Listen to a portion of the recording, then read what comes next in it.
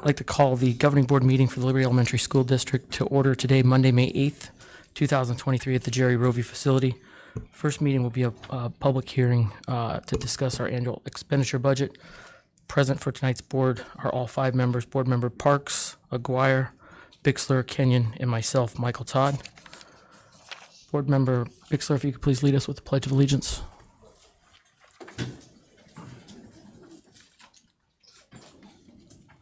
Gentlemen, if you remove your hat, please.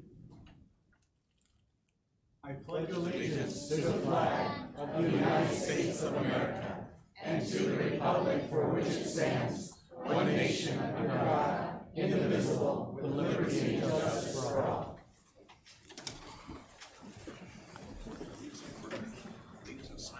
Next on our agenda is item 1.3, information discussion on the fiscal year 2022-2023 annual expenditure budget revision number 2. Ms. Strickler.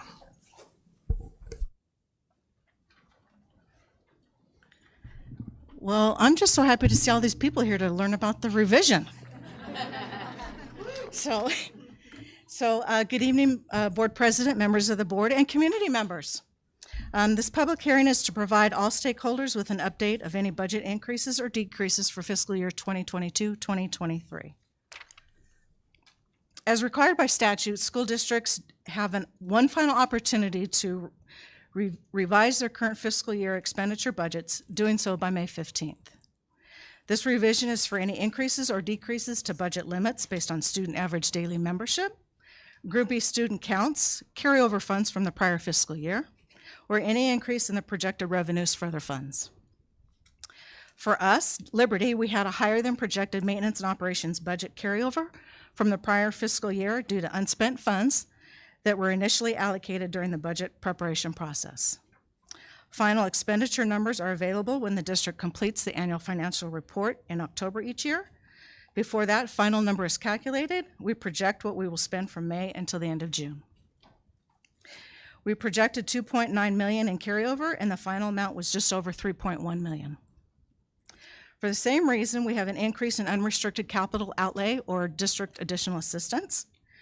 We projected just short of $36,000 carryover, and due to the timing of equipment delivery issues, huge issues, the expenditures were not reflected in the prior year, but in the new year. Our unrestricted capital outlay carryover is just over $1 million. This is a history snapshot of our average daily membership. Expenditure budgets are calculated using the average daily membership, which is the total enrollment of fractional students and full-time students, minus withdrawals of each school day through the first 100 days or 200 days in session as applicable for the current year. And remember, full-day kindergarten is only counted as half. Our initial budget was calculated using an average daily membership of 4,290. During the first revision in July, we reduced this number to 4,250 because we weren't seeing the numbers we had anticipated for growth. And this number for this revision has been reduced by 51 ADM to 4,199 for this final budget expenditure revision. Group B students are also a vital part of the expenditure budget. You can see when the fiscal year 2023 budget was adopted, the Group B weighted student count was 5,813. Soon after the budget was revised to account for the additional funding received from the legislature, we saw a small increase in the Group B weighted student count. The Group B weighted student count for this revision is 5,902, a growth of 11.586. with small increases or decreases in a specific category. Due to the increase in the Group B weights and additional carryover funds, shown is how the funds were calculated for the adopted budget, the first revision in July, and calculations for this revision. So our adopted budget started out at $32.8 million. We increased it with revision 1 to $34.7 million, and revision 2 is now at $34.9 million with an increase of $218,914. Unrestricted capital or district additional assistance, we started out with just a little over $2 million. We increased that with our first revision to $2.2 million, and this revision, because of the carryover, is $3.2 million. When expenditure budgets are created, it is based on prior year history and anticipated areas of growth.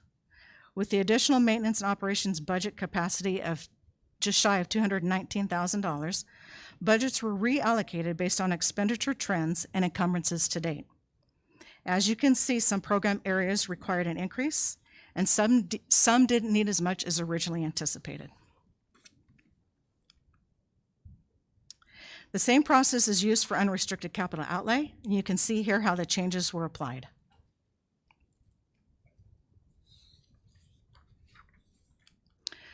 For our cash controlled funds, revisions were made based on prior year cash balances rolled over in October to the new fiscal year, for revenues received to date, and a review of expenditures to date and encumbrances for anticipated expenditures through the remainder of the year.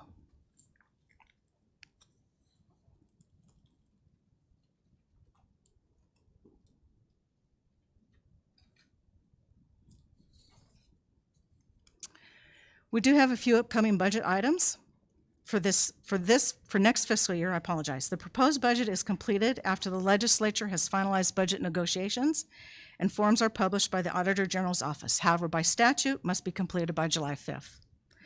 The proposed budget can be adopted no less than 10 days from when the proposed budget was approved. We then have what we refer to as the adopted budget, which must be board approved by July 15th. Not shown, but a yearly report, the annual financial report, is due by October 15th. This report, as you know, determines how well we managed our expenditures for fiscal year 2022-2023. Later in the agenda, a recommendation is made for the board to approve this revision. And I'm happy to answer any questions you may have. Members, any questions?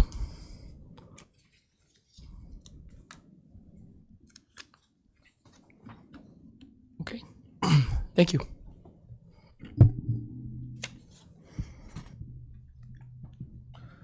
Okay, need a motion to adjourn the public hearing? Mr. President, I make a motion to adjourn the public hearing. Have a second. Second. Have a motion and a second to adjourn the public hearing. Call your name, please specify your vote. Board Member Parks? Aye. Board Member Aguirre? Yes. Board Member Bixler? Aye. Board Member Kenyon? Aye. I'm also an aye. We will show it approved 5 yes, 0 no. We will now move into the opening of our general meeting at 5:38 p.m. This is our general meeting for the Liberty Elementary School District. All 5 board members are present, including Board Member Parks, Aguirre, Bixler, Kenyon, and myself, Michael Todd. Next will be 3.2, approve the regular agenda form. Mr. President, before we approve this agenda, I would like to ask that we can move the recognition up. I believe our lawyer for the bond override isn't quite here yet, so I would like, there's a lot of anxious faces out here, and I think they would like to see these awards be given out. So if we could move that up, and I believe moving 4.1 down to in between 4.5 and 4.6, if that works. Okay, so just for members, we'd move 4.2, 4.3, and 4.4, as well as 4.5 up, and then we'll just, when we're done with 4.5, we'll come back to Want to go? 4.1. Miss Camp is saying probably a little bit further down might Just be. wondering if we can move it to 4.7 because we do have student recognitions also on 4.6. Okay, That'll be fine. yes. Okay. Move 4.1 to 4.7 and everything else up. Okay.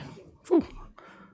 So I suppose I need to make a motion. So, Mr. President, I would approve the regular agenda form consistent with board policy BEDB and temporarily suspend governing board policy with which this agenda may be inconsistent, and also moving the 4.1 item down to 4.7 and everything above it.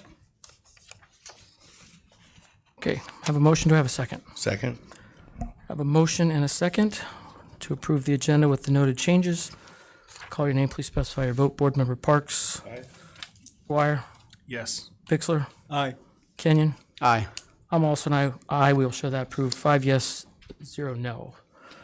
We will now move to 4.2, which will run right into 4.3, 4.4, and 4.5 and then we'll come back for 4.6. So I'm going to call all those agenda items. First up, we're going to recognize our retirees. Board members, if I can ask you to come to the front, and we'll present awards.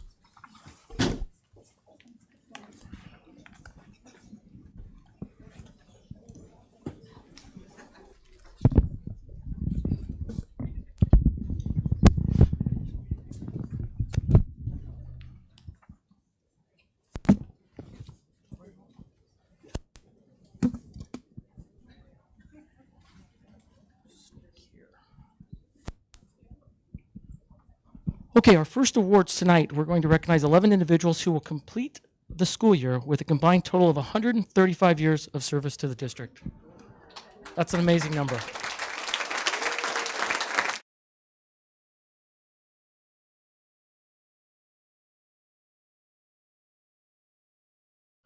We're going to miss all of you.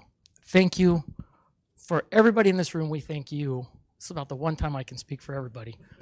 But we thank you for the time that you've given to the Liberty School District. And if you were somewhere before that, you were still touching the lives of kids every day. And we know that we've got doctors, lawyers, police officers, sanitation workers, city park workers, road workers, teachers, you name it, they're all important. There's no one job that's more important than another one. They all have a part in this world, and you touched all of those people. So this world, this country is as good as it is because of you. So with further ado, our first recognition will be for Deborah Hill. Deborah started in 2003 with our district, and she will retire this year, 2023, with a total of 20 years of service. Come on up if you're here. Okay. That means she can't retire. That's right. Yep. Somebody's got her number. Text her really quick. Say the board denied it. Okay, next up, 19 years of service. Started on July 26th, 2004, and is going to end this year at the end of the year, May 19, 2023. 19 years, Lisa Kennemore.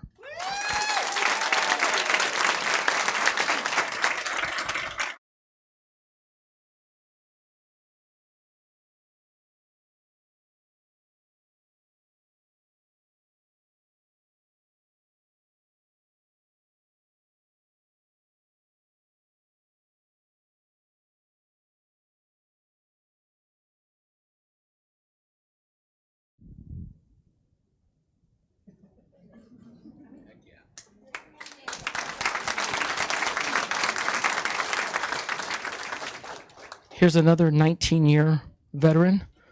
If we all say no, we can get 20 out of her. Start date, July 26, 2004, and retirement date, May 19, 2023, Miss Deborah Riley.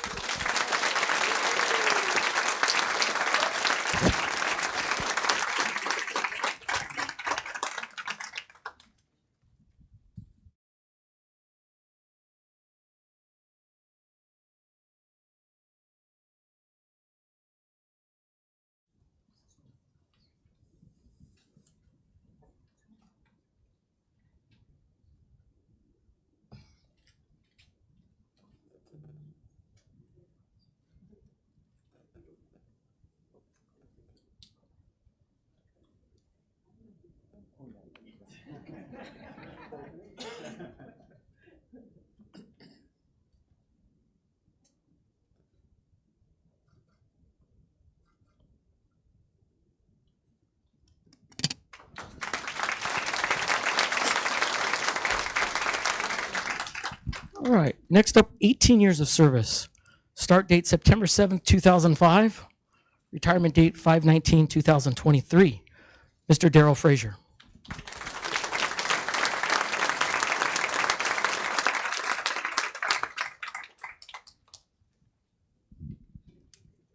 All right, 16 years of service, starting July 21st, 2006, and retiring May 19th, 2023. Mr. Sean Stewart.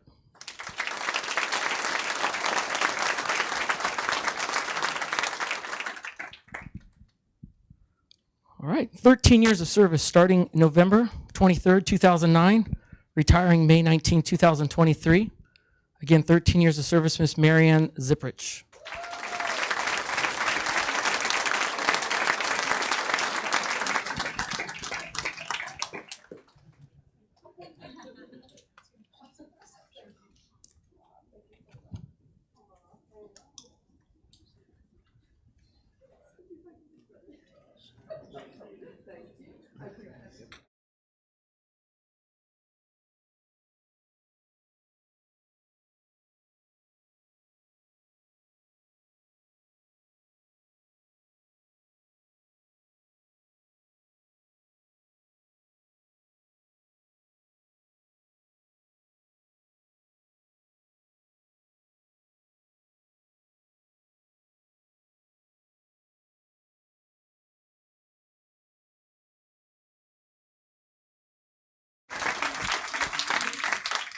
Our next retiree with 11 years of service, starting July 27th, 2012, and she's going to retire June 30th of 2023, Luz Garcia.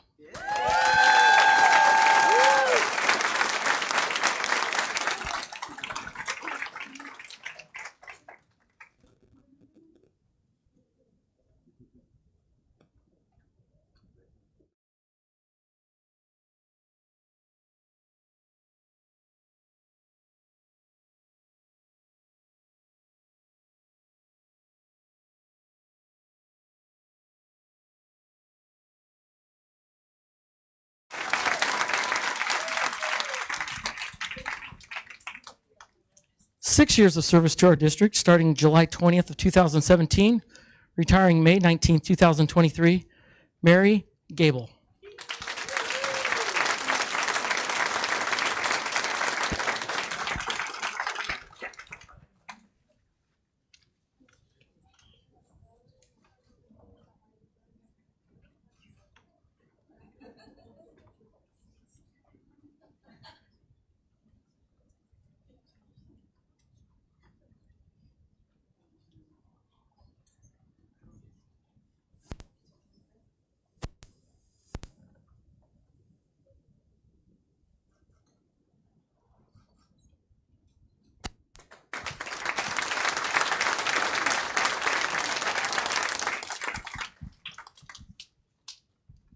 Another employee with 6 years of service to our district, starting January 17th, 2017, retiring May 19th, 2023, Rachel Bustos.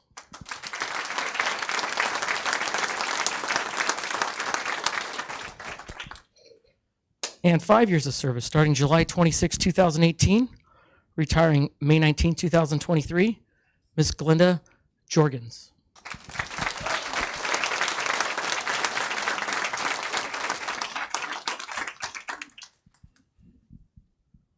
All right, 2 years of service, starting October 26, 2020, retiring April 6, 2023. 2 years of service, Tracy Jacobson.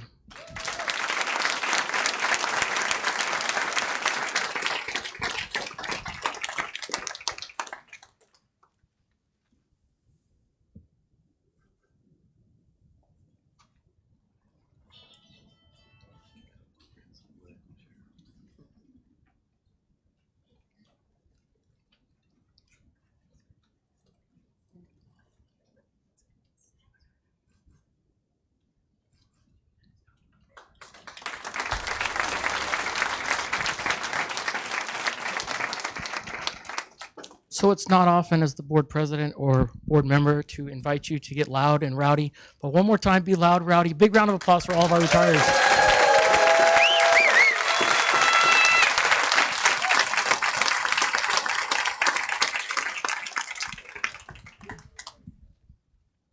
So I told you we'd move on directly to 4.3, and that's what we'll do now. The Westside Impact Teachers of the Year and the Principal of the Year. Recipients are nominated by their peers. Each campus named one certified employee as Westside Impact Teacher of the Year. Certified staff, for those of you who may not know, include general education teachers, interventionalists, counselors, special education teachers, and school psychologists. I mean, it's a lot of competition. Nomination criteria. They're required to be a master teacher, have demonstrated teacher leadership, have supportive colleagues, and been supportive of their colleagues, always growing and improving professionally, evidence of continuous student learning. Our first teacher, they beat me to it, Ms. Cynthia Bareilles from Blue Horizon Elementary School.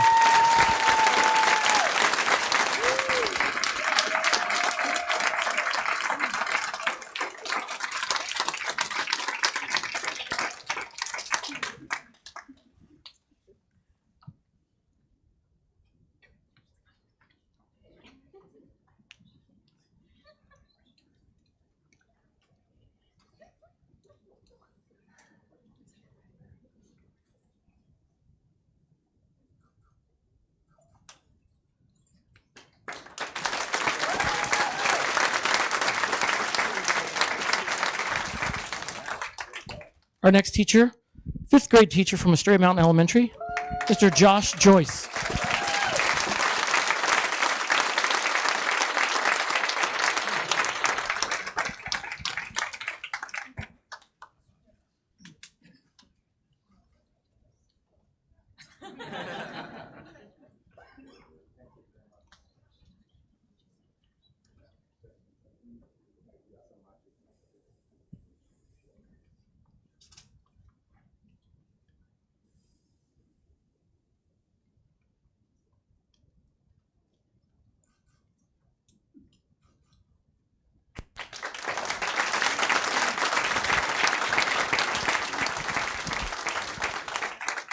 Our next award recipient goes to our reading specialist at Freedom Elementary School, Ms. Carol Mosky.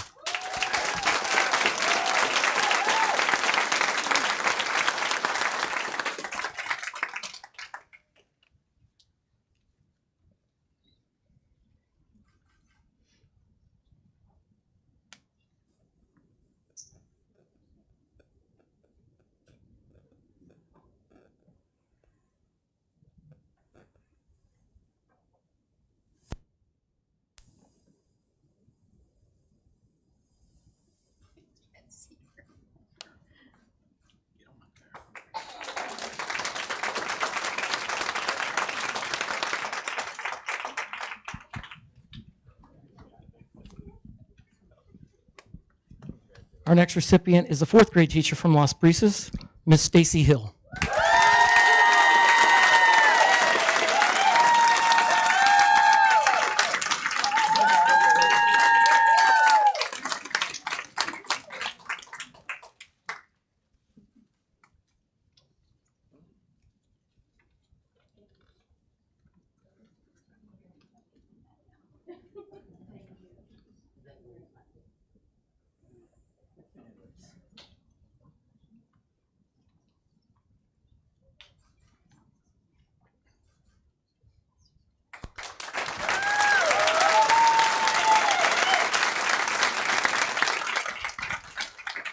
Our next teacher to be recognized is third grade teacher from Liberty Elementary, Ms. Jackie Crane.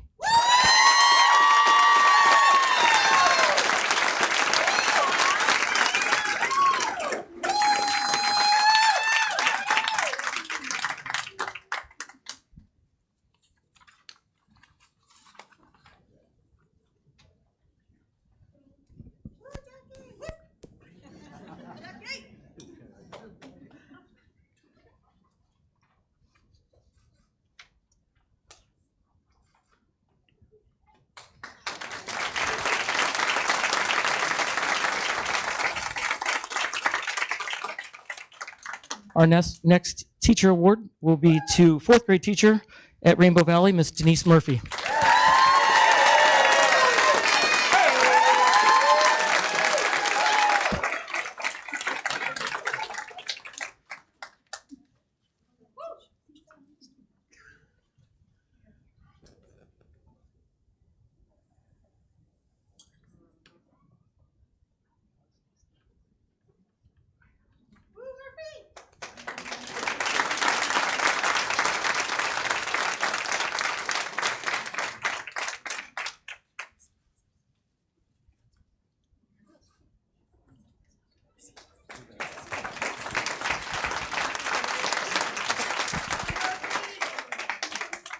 Next on this list of top performers, third grade teacher from West Elementary, Ms. Becky Negebauer.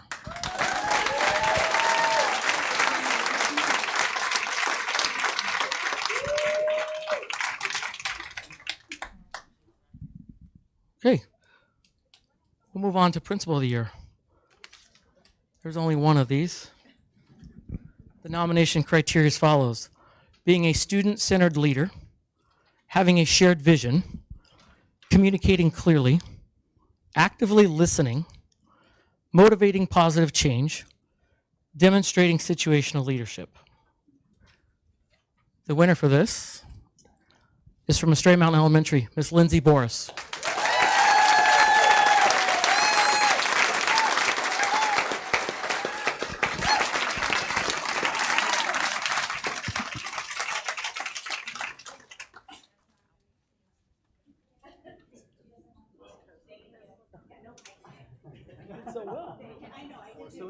socially strange? I'll do that with the pie. Oh, okay.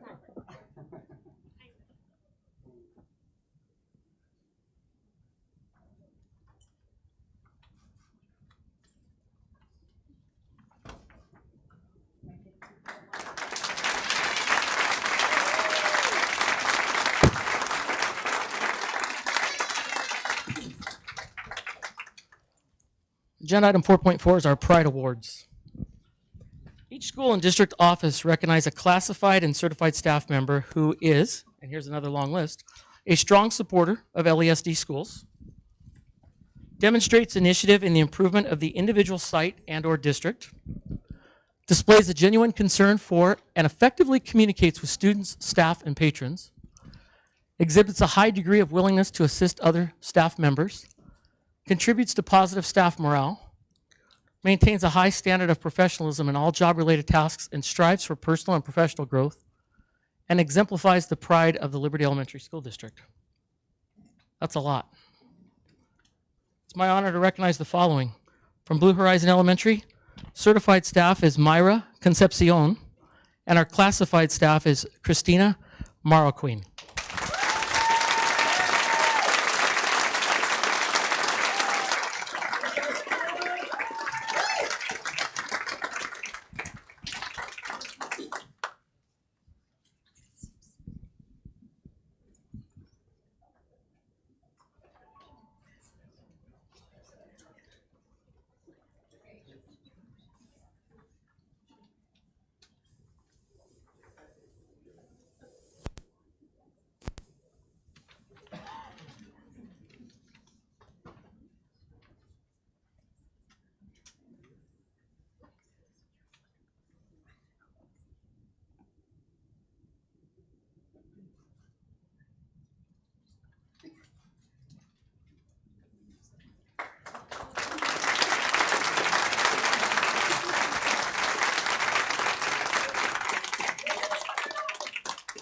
Representing our Estrella Mountain Elementary School campus, certified staff is Michaela Bates, and the classified staff is Travis Camerata.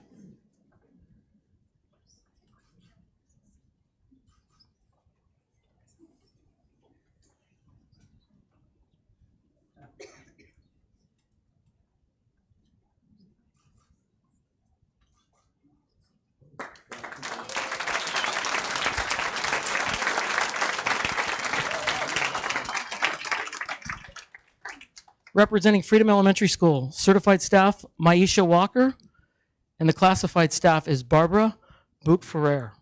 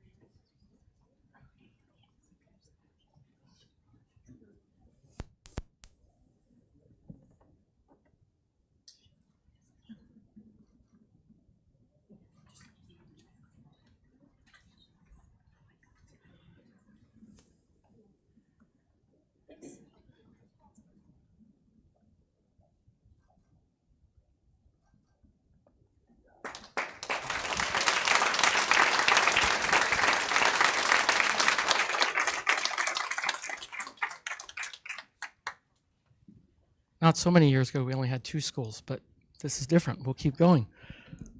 All of them are equally important.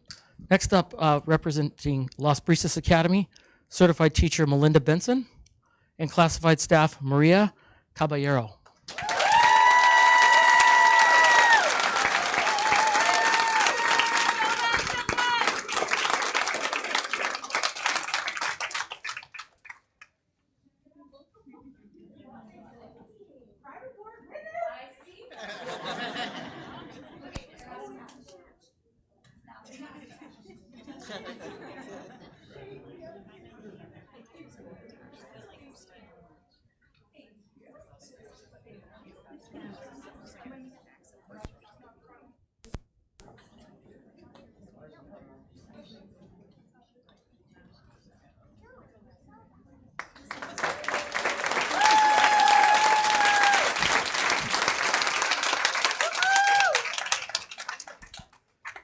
Representing Liberty Elementary School District, certified staff Alyssa Nunez, and our classified staff Stacy Gardner.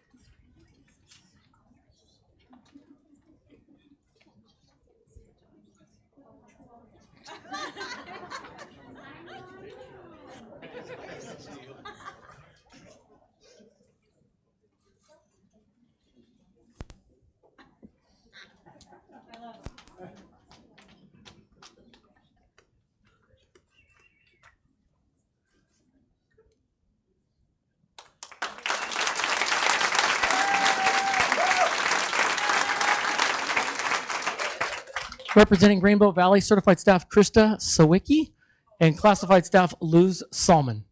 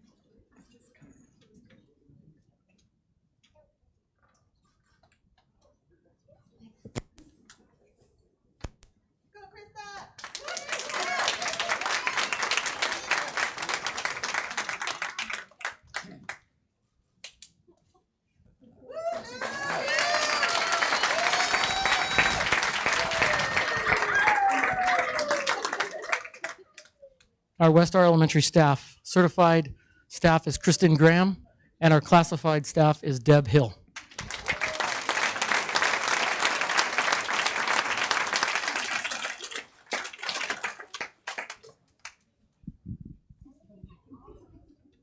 Okay, moving right along. Our district office, certified staff, Loretta Zumbro.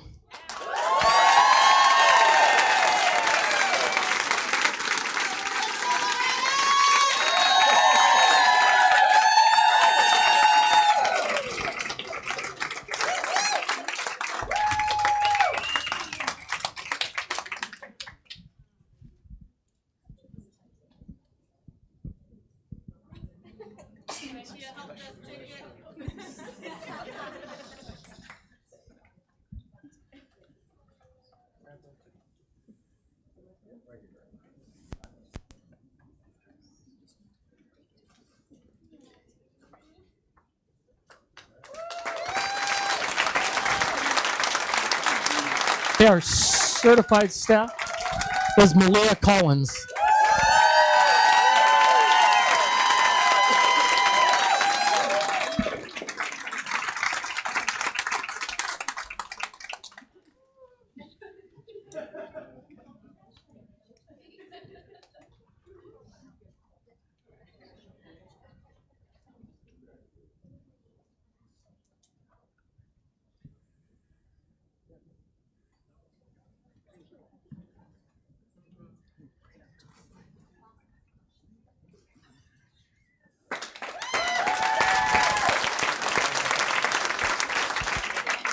last, but certainly not least, somebody who's responsible for being up earlier than everybody else, getting the bus ready, driving it safe, doing everything that they do in transportation. Angela Long.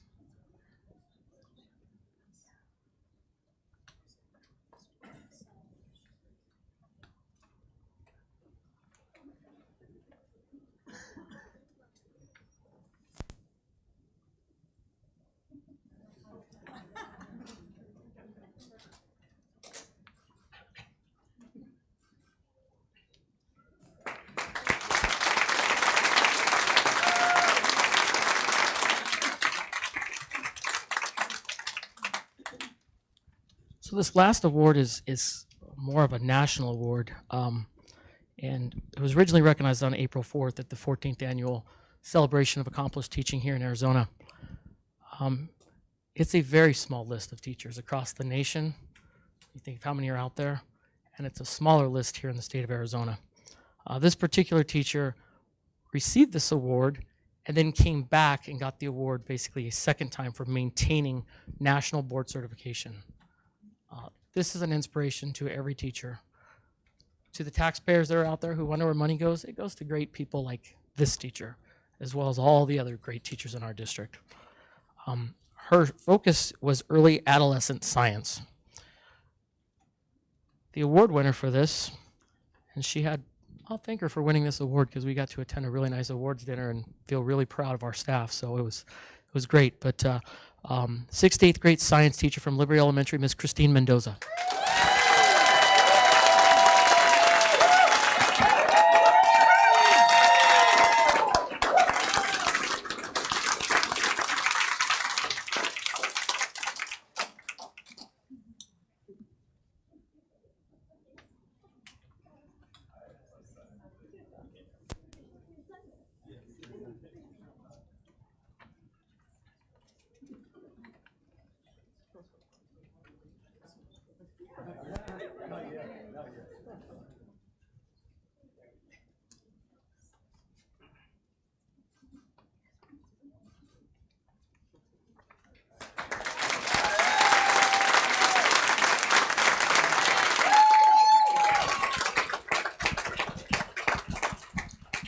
So again, if I could just say a little bit more here.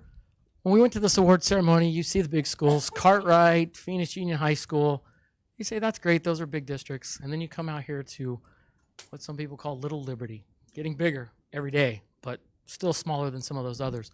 And to have this sort of talent come here and be mentoring our other teachers, we're so lucky to have her. So again, on behalf of all the award winners tonight, we killed a lot of trees for this. Let's give them one really, the loudest applause we can.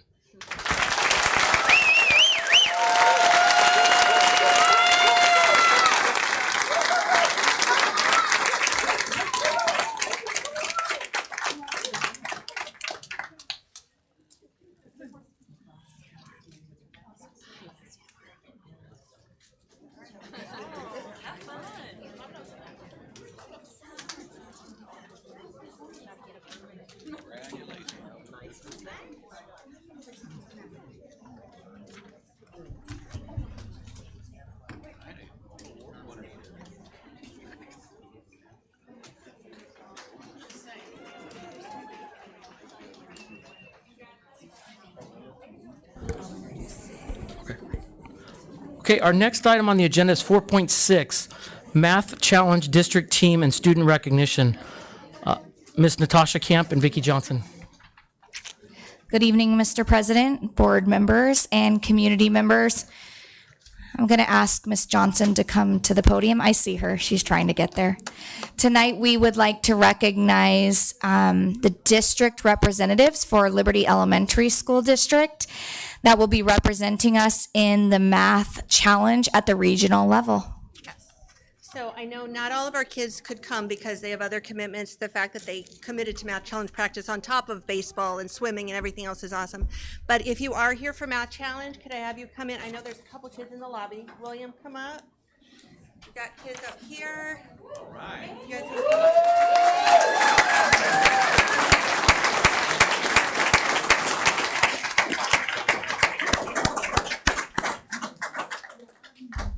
And then we also have Miss Murphy here is the 3rd and 4th grade coach. So I want to recognize her as well. Board members, do you want to please join me up front for a photo? One more, sorry guys. Down, high church.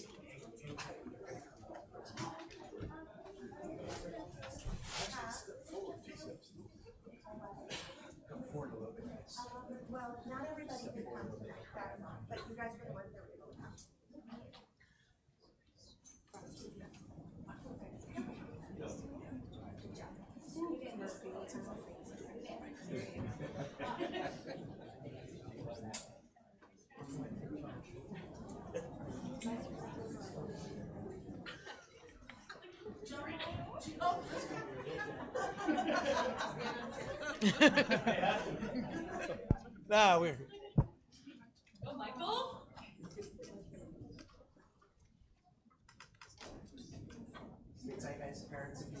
Thank you.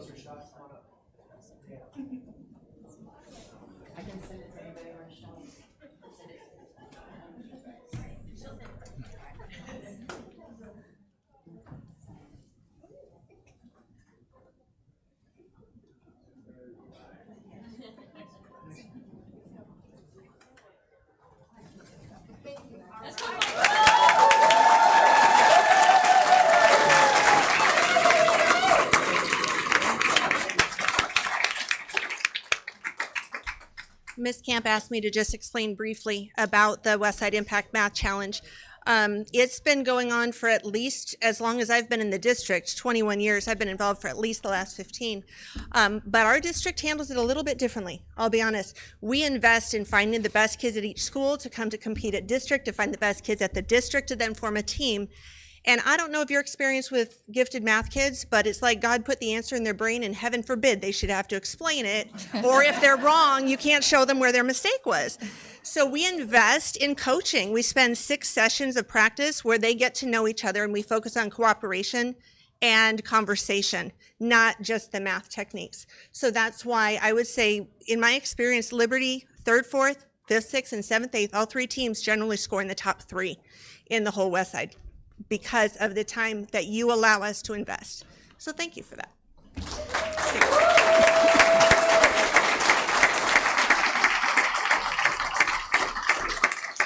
Just want to personally thank Vicki Johnson. She's been doing this for 15 years, so thank you. We did have a brief stint of COVID, which we could not participate, but we are very, very happy to be doing it again. And thank you, Denise Murphy, for coaching. Thank you both.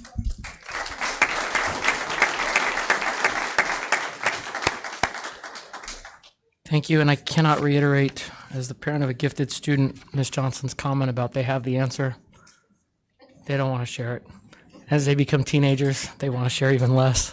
So I commend them on getting the teachers or the students to be able to compete and do well. So congratulations to that entire team. Okay, we're going to circle back now to item 4.1, which is the November 2023 bond election. This will be a discussion and information only session.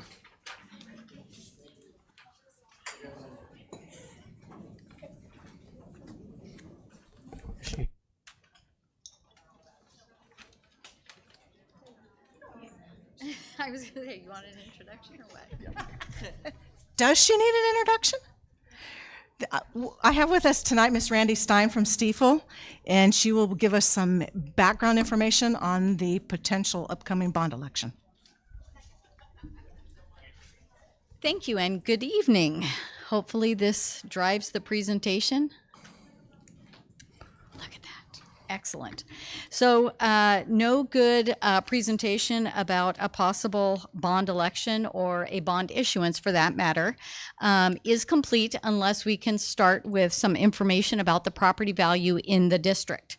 So this is a chart, a historical chart of the property value in the Liberty Elementary School District.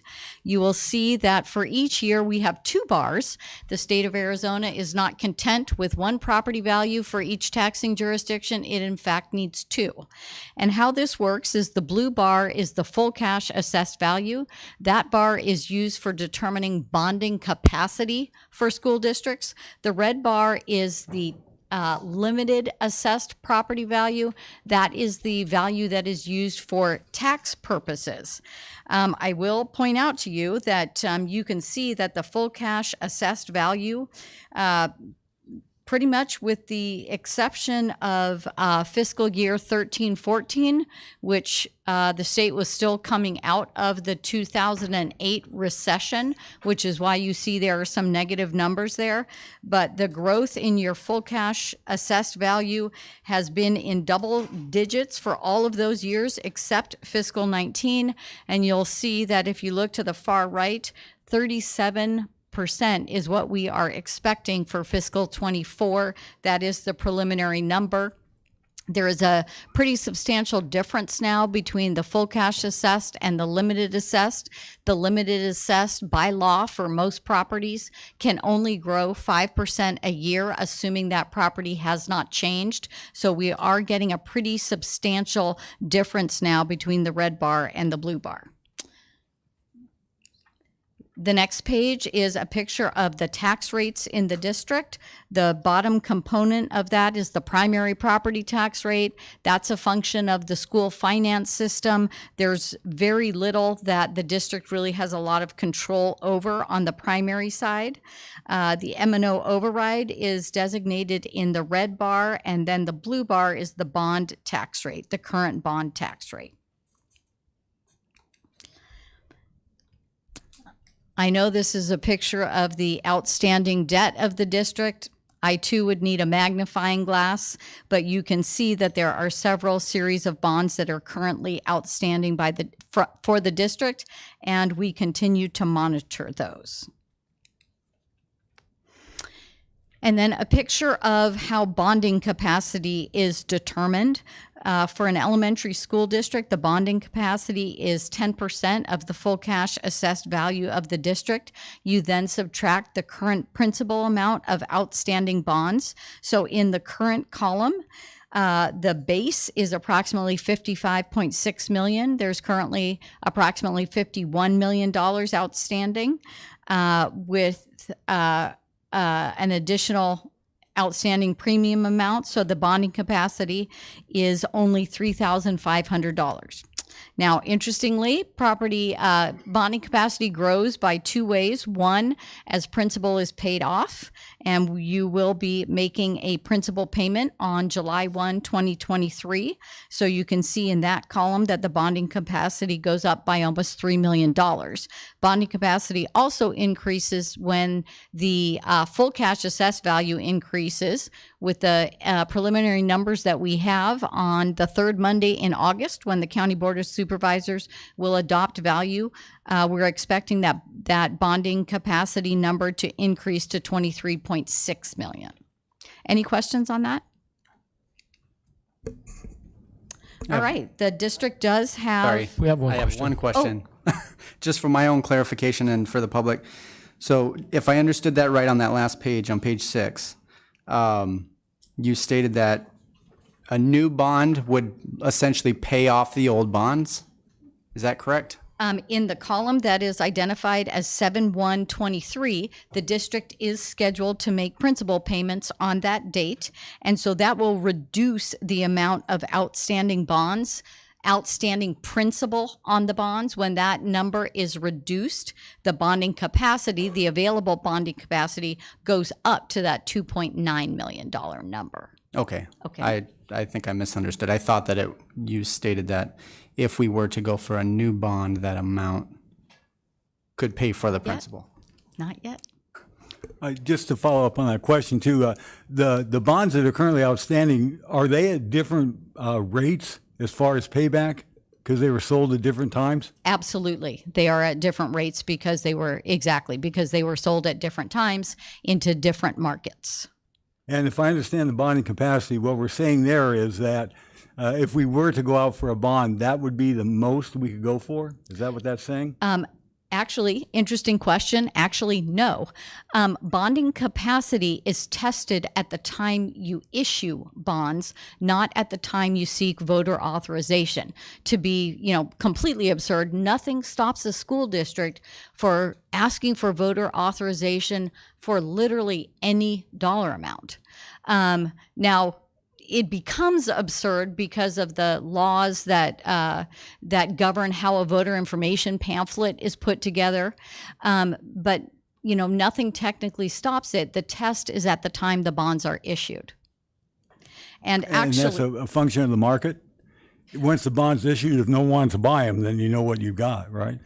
But they do market. And, Stiefel serves as underwriter for the school district, and that is our job to, find the market and find the level at which there are buyers for your bonds.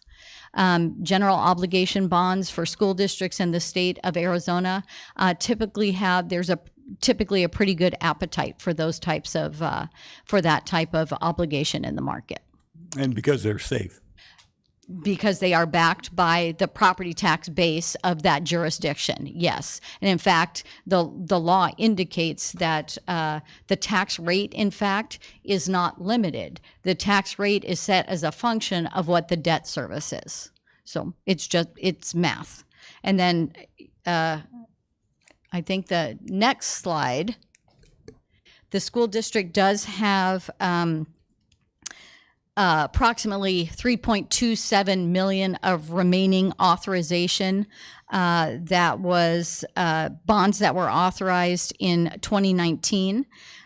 You'll see, and this will dovetail on what we were just talking about, these bonds are projected or contemplated to possibly be sold in September of this year. 3.2 million the district could not sell right now. You do not have sufficient bonding capacity. By the time we get to September, you will have made a principal payment on July 1, and the new values will have been adopted, and there will be sufficient bonding capacity to complete the sale of the 2019 authorization.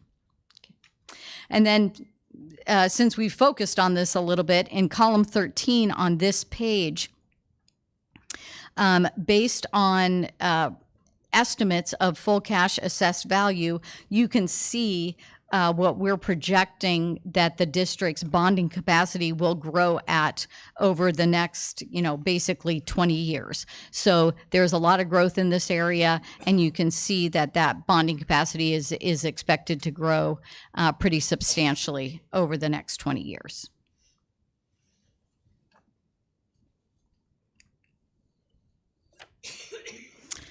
And then the subject at hand, a possible bond election for 2023. What I have is a summary page.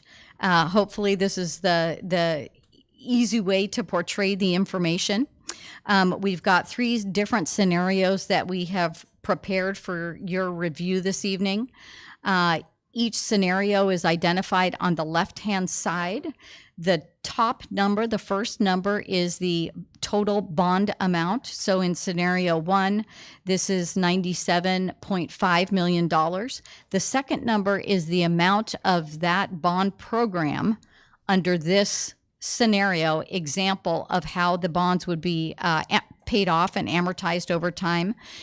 Approximately $9.9 million would be available for furniture, technology, and equipment.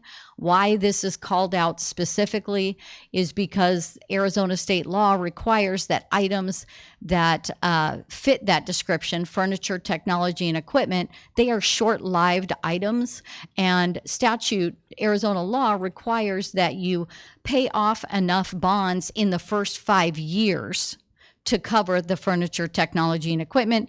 Does not mean that everything you pay, everything that's paid off in the first 5 years has to be used for furniture, technology, and equipment. That is just the maximum allowable. If that didn't fit within your needs, we would restructure those bonds, but that would also have impacts on the tax rate. In scenario 1, we are contemplating for the full $97.5 million, we are contemplating 7 different bond sales, ranging from $13 million to $15 million each, and the furniture, technology, and equipment line is identified for each of those bond sales. Similar setup for scenario 2, $46.8 million, with $4.5 million available for furniture, technology, and equipment, and that is a 4 bond sales scenario.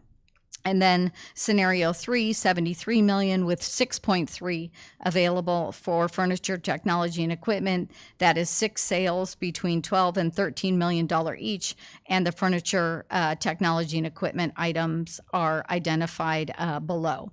On the right-hand side is just a summary of those tax rates. So in the green box is what is expected for your property tax rate for the bonds that are currently outstanding, plus those bonds that we have been I want to make sure I'm right on that, actually. Nope, those are the bonds that are currently outstanding. Scenarios 1, 2, and 3 are the projected tax rates for the combined, all the bonds that are currently outstanding, as well as the bond election scenario that. So approximately 91 cents is the average annual tax rate on the $97.5 million scenario.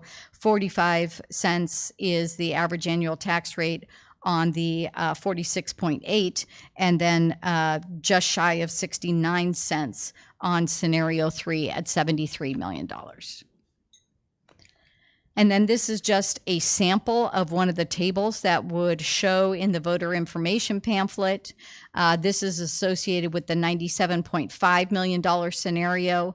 We identify the impact associated with an average home in the district, approximately for tax purposes, that's approximately $194,000 house with an annual cost of $176 and a monthly cost of just shy of $15. The same is repeated for an average commercial property as well as an agricultural and vacant property.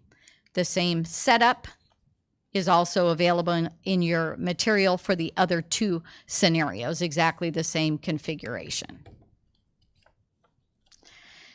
And I will pause to see if there are questions on the various scenarios before we just talk a little bit about the timing. Members, any questions? Please go. Yes, on the 3 different scenarios, what would be the advantage of extending out the number of bond sales from 4 to 7? Why do that? A couple reasons for doing that. It depends. Bond proceeds, the expectation with bond proceeds is that they will be spent within 3 years. So there may be reason to space them out if bond projects are being stacked up. You don't want to have borrowed money and be not using it. The other issue is bonding capacity. So I was wondering if you could speak to the value for tax purposes. When you say that's the value, the average value of a home, is that the actual appraisal of homes within the district? Could you explain that more in detail? Because that was kind of a sticking point, and it always is for most folks. Beth, did I do that for you last year? Do you remember? Okay. So that's an excellent question. And there happens to be, in most parts of the state right now, a pretty big discrepancy. And I can, I feel like I did this for the district last year. I can certainly update and provide this information to you. We talked about the fact that statute limits the increase in the limited property value, the one that's used for tax purposes, to 5% every year. We also have talked about full cash assessed value. That's actually one that a homeowner could appeal to the county assessor on their property value. The one we haven't talked about is market value, the sort of, I think I could sell it for number. And because of the cycle that we are in the market, the market value of residential property in most parts of the state right now is substantially, sometimes twice as high, if not higher, than the value of the property that you are taxed on. Again, the value of the property that you're taxed on can only grow 5%. But if the market is, going gangbusters and market values have been increasing 8, 10, 9, 12% over 3, 4, 5 years, and the taxable value is only increasing 5%, you have built up a pretty substantial gap between market value and the taxable value. And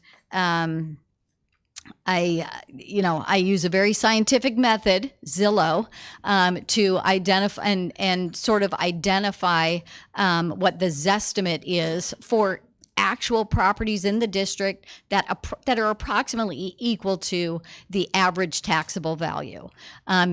I apologize. I should have brought it with me, but I believe that the district had that last year, and I can certainly update for the new numbers that have recently become available from the state and the county assessors. But you will see a pretty big difference.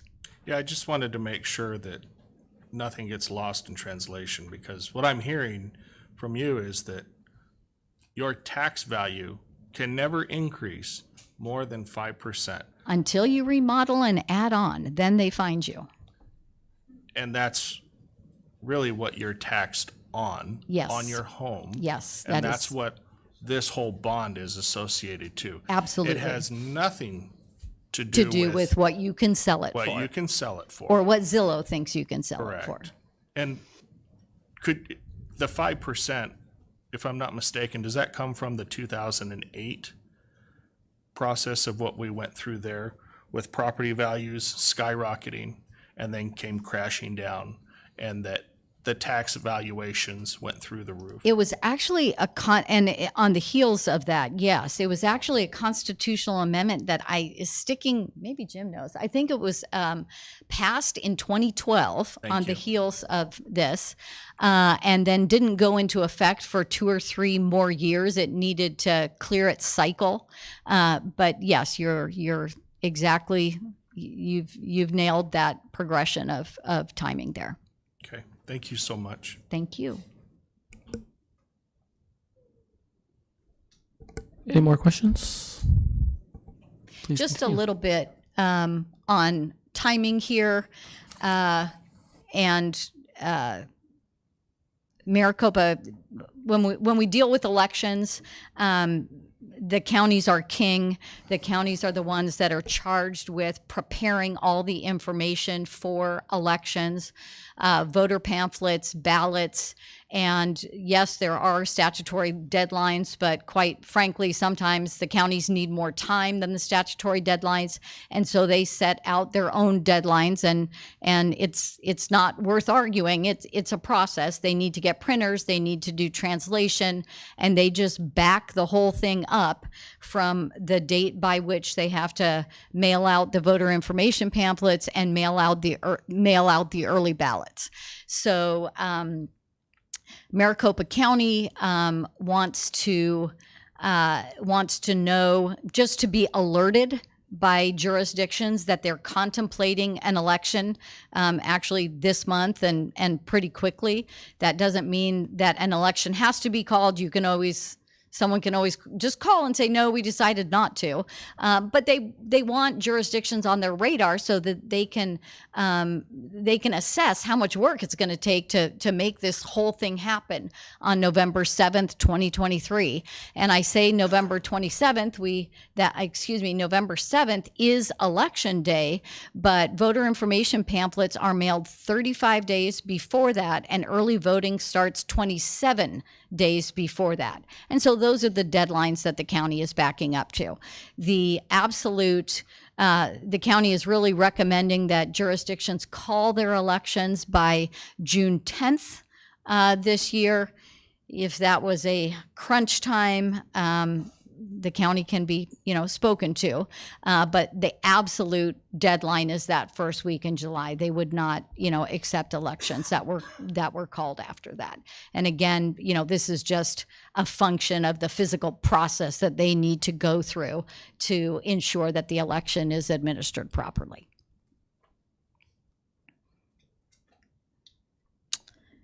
And I think that is, besides my contact information, my colleagues' contact information, and the stuff that says all the disclosure that's required, I think that completes my presentation, unless there are other questions. Any questions? I just more have a comment. I know we talked about this last meeting where we really need to go for a bond, and I hate doing it.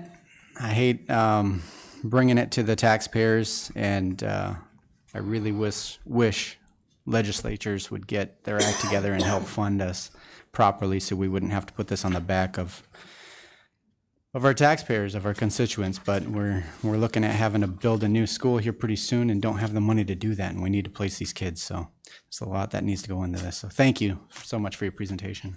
Thank you.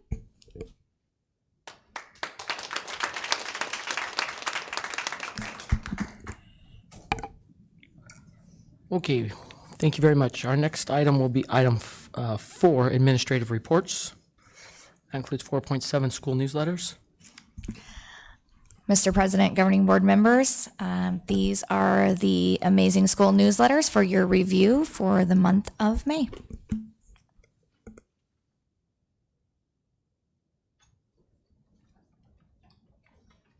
Any comments or questions? Next will be item 5.1, governing board update. Mr. Parks. I don't have anything, Mr. President. Board Member Aguirre. Yeah, I'd just like to say happy Teacher Appreciation Week. Thank you for everything that you all do. Also, just as importantly, I don't know that there's a week for it, but support staff, administration. Without everyone, we can't appreciate anyone. So thank you for everything that you do. I hope that you know that the actions that I take up here show the support for you all. So thank you for everything that you do. Board Member Bixler. Yes, I am certainly not as mobile as I was a few weeks ago, but I was able to get out and do a few things. And the biggie on me, as far as my involvement with the district, was going to Las Brisas and watching the final show of Matilda Jr. For this year. I normally like to go to the opening night because of all the nerves and stuff. It's kind of fun to watch that, but I wasn't able to, and went to the closing night. And what I didn't fully anticipate was the tears. And I should have understood that it was the last performance for the 8th graders, and the tears did flow. So it was a very emotional ending and a very good night. It was an incredibly good production. I want to shout out for the tech crew. I have not seen that done as well ever before, and they were really right on as far as the support they gave the actors, the talent on the stage. The tech crew did a fantastic job. I also want to shout out one of the actors, Rudolfo, in Matilda Jr. was played this year by Dawson White. Dawson White, I have watched perform for 3 years now, and I will miss him dearly. He's a wonderful actor and great support for the program over there. And he also was the tour guide last time I was in Las Brisas, and he gave me a wonderful tour of the building. So I want to say goodbye to Dawson and wish him well. We're going to miss him a lot. And well done to Las Brisas and Matilda Jr. It was an excellent production.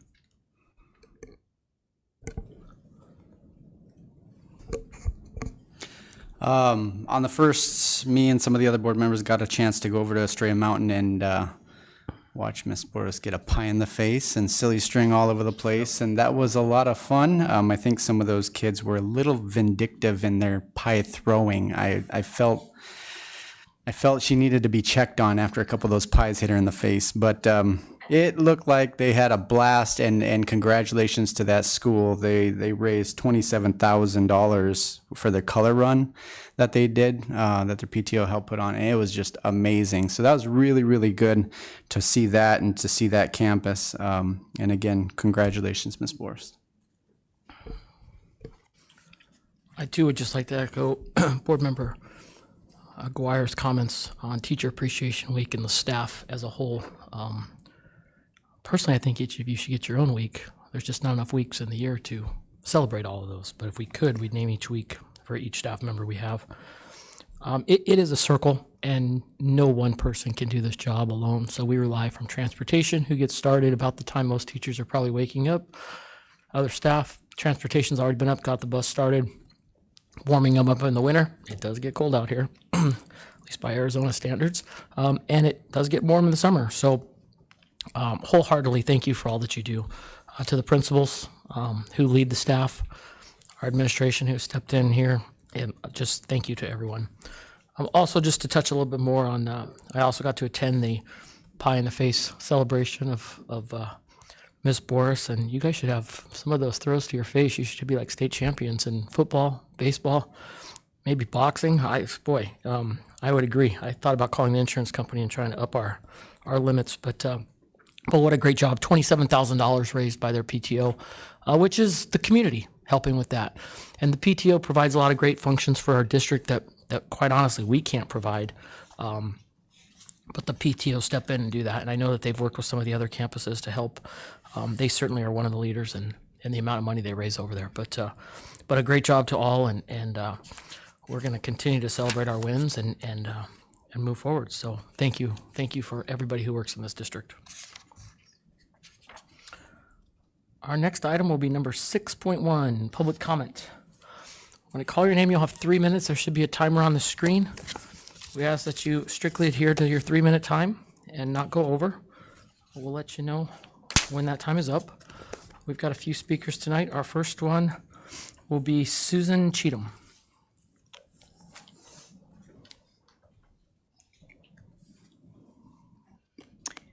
Hello, Mr. Bixler, President, and the board. I want to thank you for letting us come up here and speak. And today I'm here on behalf, again, of the children, the parents, and the grandparents to speak out for the protection of our children. This is not about diversity or opinion. It's about stopping the agenda of the indoctrination of our children. There's been enough mutilization and sterilization and abuse of our children. And I have heard that we have been speaking hate. That's just not true. This is not a witch hunt, fear, or hatred towards any person. I am standing for truth because our decisions today affect the generations that come after us, and I refuse to stand still and be quiet. I have news for you, Mr. Bixler. It's not all about you. We are fighting a messed up transgender agenda to destroy the children that Mr. Bixler is helping to promote.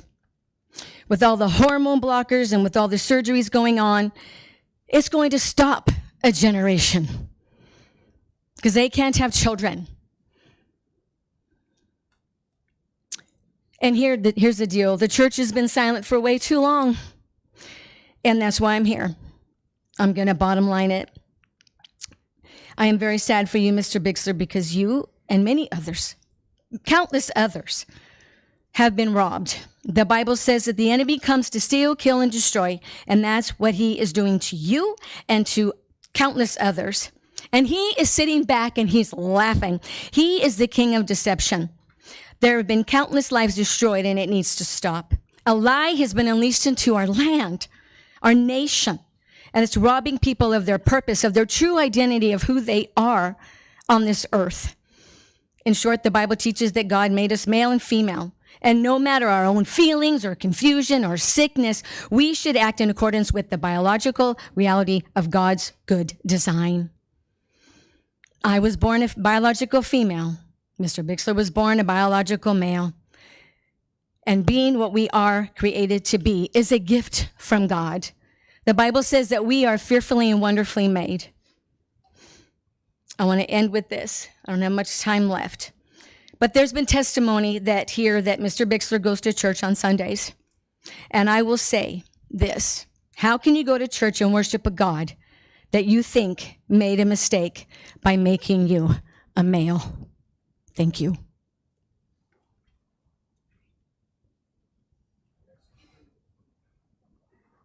Next speaker will be Elwood Kunstler. Board President and Governing Board, I was so hopeful at the last meeting that one topic to protect our child was going to be unanimous. But Mr. Aguirre changed that. Nope. I encourage the administration and the community to understand the value that counselors bring to education the whole child. I have heard somewhere over the weekend that once you bring in SROs to every campus, that the elementary school district has failed to at that point. That's not true. It's not the elementary school district's fault.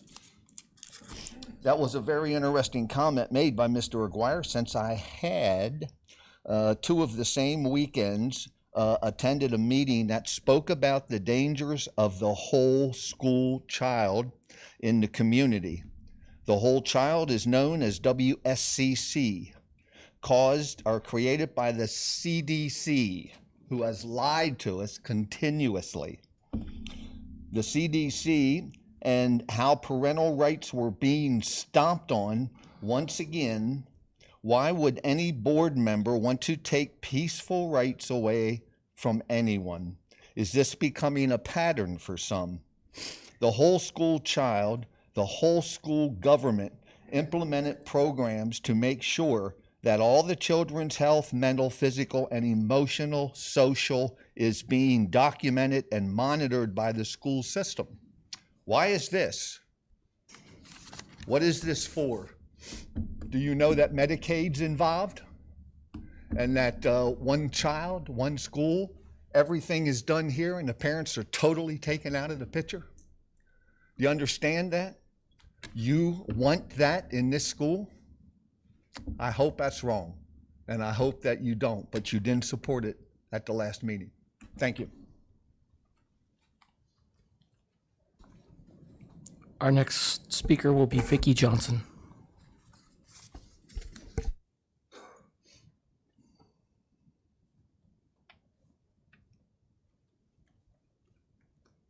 Hello, my name is Vicki Johnson, and as I stated earlier, this is my 21st year at Rainbow Valley, my 26th year as an Arizona educator.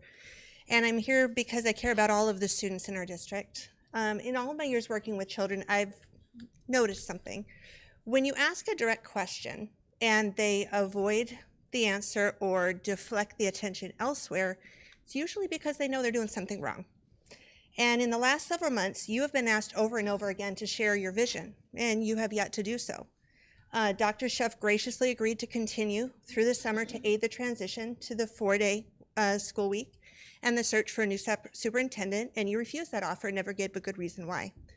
You are willing to spend money for Dr. Sheff's departure agreement, fund the search for an interim, pay that interim, and still search for a permanent superintendent, and you won't answer questions about that.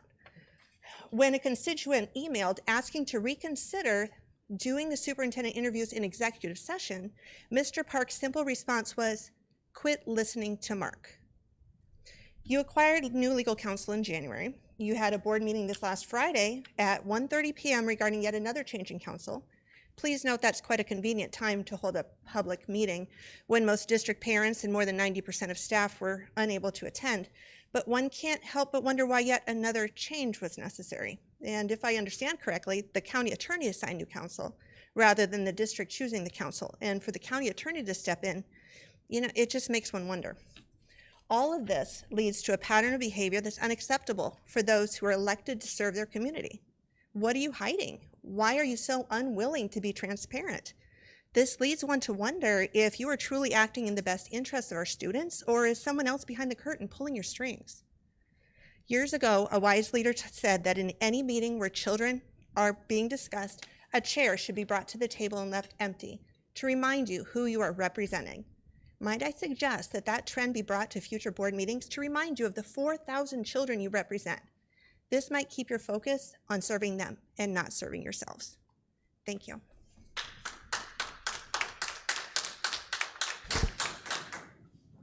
Our next speaker will be Kelly Zimmerman.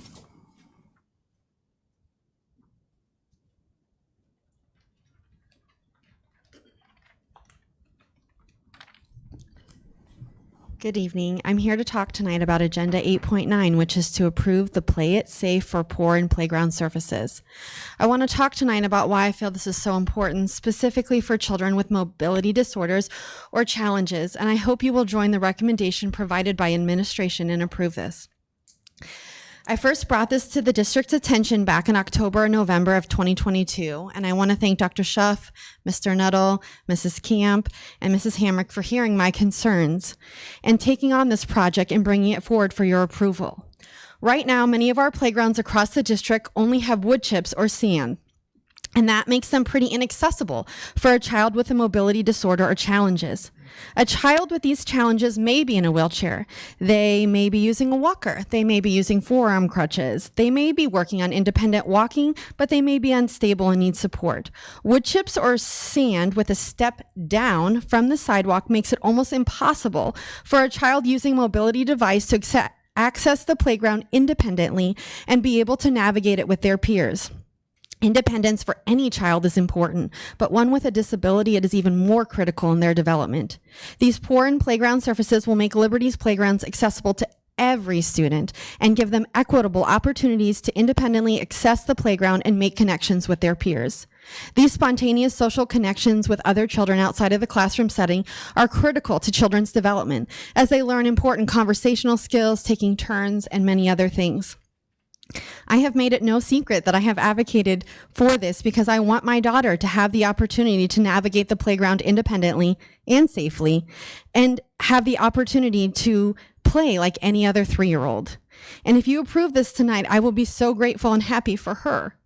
But more than that, I'm excited that the district is not just making Liberty's playground fully accessible, that they looked across the district and is asking for approval for 5 playgrounds to ensure that every school in this district has accessible playgrounds, not just at the school where the need is currently. I'm so excited for future parents that bring a child to the district with mobility challenge, that this battle will already be fought for them, that they won't have to worry about how their children will get around the playground or have the opportunity to interact with their peers. Over the last 3 years, I have done a lot of advocating for my daughter to ensure her needs are met, and she is given every opportunity to reach her greatest potential. And if I can help make one parent's journey a little easier, one less thing that they have to worry about, everything I have done will be worth it. I stood here over a year ago asking you to support an inclusive preschool, which you did, and my daughter has benefited from that. And I'm asking you tonight to support these playground improvements, to continue to make Liberty an inclusive environment for all of our students.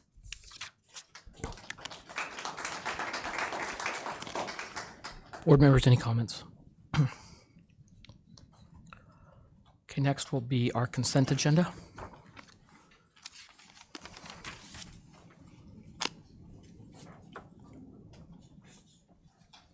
Anything that you would like pulled from the agenda?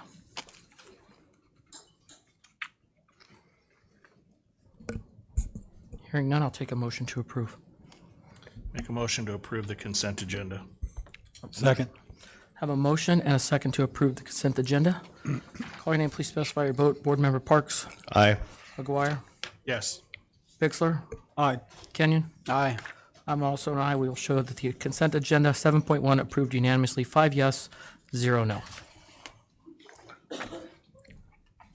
Next up will be our general business section, number 8.1, discussion consideration to approve November 2023 bond election.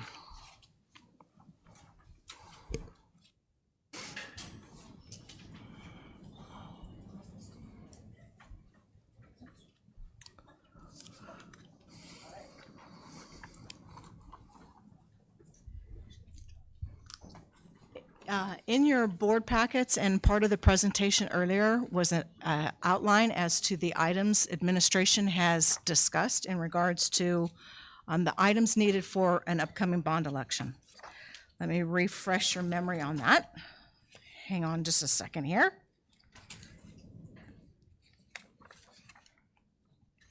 Oh, 2 weeks ago, we heard from Gordian Capital in regards to $29.8 million in potential needs over the next coming years, 10 years, I believe that's what it was. We do have a need for $5 million in district safety upgrades, $14.5 million for additional bond funding for school number 8, infrastructure for school number 8 of approximately $1.5 million, additional bond funding for school number 9 of $16.7 million, Rainbow Valley Landscape Athletic Surface renovation of $1.5 million, Astoria Mountain Restroom Tower, $2 million, Rainbow Valley Playground renovations for the higher grades, playgrounds for the higher grades of $250,000, and technology upgrades replacement for $2 million. Also included in that is additional buses, 8 to 10 that we'll need over the coming years for $5 million. Total for non-administrative capital improvements is $77.4 million. Also in that for administrative purposes is District Complex Phase 2 to include a professional development training facility room for $20 million. Total ask, as recommended by the administration, is $97.4 million.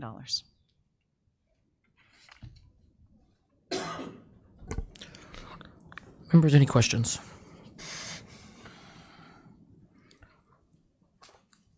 Okay, I'll open the floor to a motion. Make a motion to approve the November 2023 bond election for administration's recommendation of $97.4 million. Second. Okay, I have a motion and a second to approve a bond election for November 2023 in the amount of $97.4 million. When I call your name, please specify your vote. Board Member Parks. Aye. Board Member Aguirre. Yes. Board Member Bixler. Aye. Board Member Kenyon. Aye. I'm also an aye. We will show that approved 5 yes, 0 no.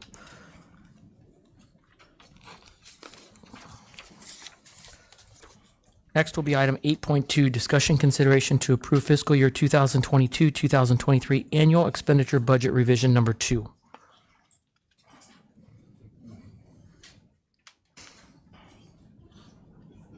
And it's Ms. Strickler one more time. I should just stay here. I'm beginning to like this area. So, as presented earlier, we have a budget revision this year with additional funds in maintenance and operations and additional funds in unrestricted capital. This is our final revision for 2023. I ask that you approve the revision.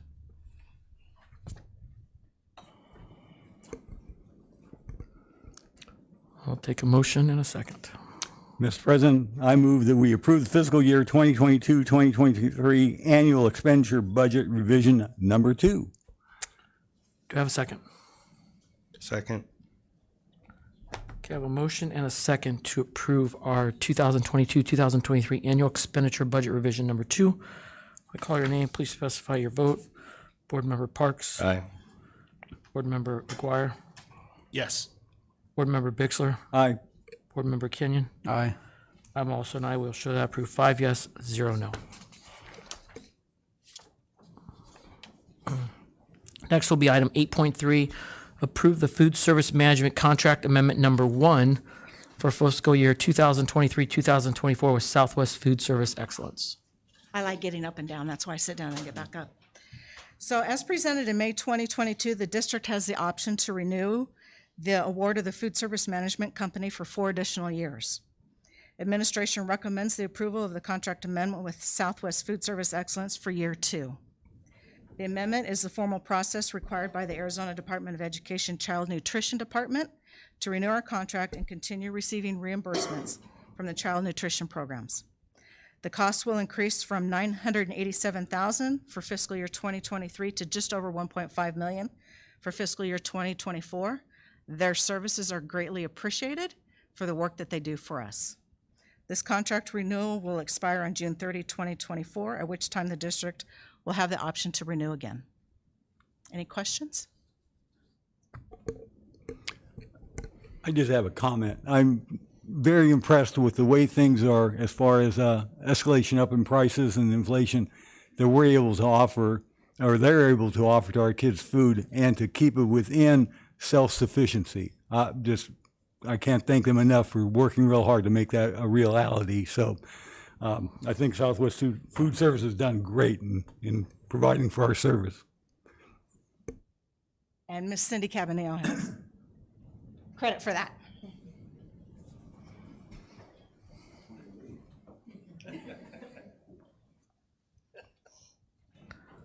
I also would like to thank them through some tough times. They kept going, just like everybody else. And nutrition and food for our students is an ultimate thing that needs to happen. They're here in the morning helping kids with breakfast. They're here at lunch. The ladies that work in the cafeterias do an exceptional job. And I know sometimes their hands are tied with federal regulations on what can be in food. And these days, nothing fun like sugar can be in food. So it's tough, but they take pride, and I've had the chance to eat at the campuses, and I wish that's what I had when I was in school, not whoever it was. So if I knew who it was, I'd try to get them on the list forever of non-approval, but it's not these guys. They do a great job, and through it all, we never get a phone call that no lunch today because people are out sick, people quit. They're always here. So thank you for your leadership and what you guys do. I'll take a motion to approve. Mr. President, I'll make a motion to approve the food service management contract amendment 1 for 2023, 2024 with Southwest Food Service Excellence. Second. Okay, I have a motion, a second. When I call your name, please specify your vote. Board Member Parks? Aye. Board Member Aguirre? Yes. Board Member Bixler? Aye. Board Member Kenyon? Aye. I'm also an aye. Will show that approved 5 yes, 0 no. On to 8.4, discussion consideration to approve school lunch program meal prices for fiscal year 2024. Mr. President, members of the governing board, as just discussed moments ago, the meal prices proposed for you this evening do not reflect any increases. Credit goes to SFE and Ms. Cabanilla for her hard work and her efforts to ensure that not only the regular meal price, but the reduced meal price stays the same to make that, as you all so eloquently put tonight, feasible for our students and our families. So proposed for you this evening are the meal prices for FY24 with no proposed increase.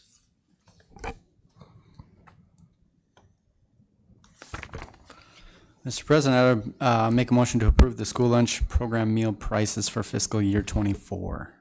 Second. Okay, I have a motion and a second to approve the school lunch program meal prices for 2024. When I call your name, please specify your vote. Board Member Parks? Aye. Board Member Aguirre? Yes. Board Member Bixler? Aye. Board Member Kenyon? Aye. I'm also an aye. Will show that approved 5 yes, 0 no. Next up is 8.5, discussion consideration to approve server and storage recommendations. Mr. Marino. Mr. President, members of the board, Ms. Camp, Mr. Nuttall. I'm coming to you today to discuss the server storage based on the video requirements that we had put forth a few months back. And after doing a lot of review on all the video storage we currently have, all the cameras we have in place, and future cameras that we're going to have, Mr. Reinhardt and I will have this presentation for you, and we'll discuss the options here for you.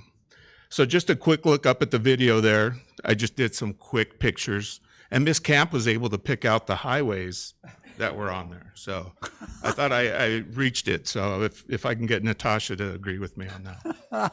Anyway, the pictures on the left are the in-place devices or devices that we would need to install in order to maintain.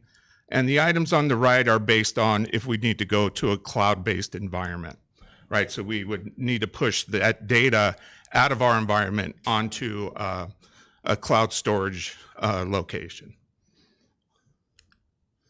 All right, so I'm not going to read all this to you. You guys had this and you took a look at it. The first option is an on-premise option, which means we're going to do everything, install everything locally, and run everything on-premise to keep the storage and the video traffic local.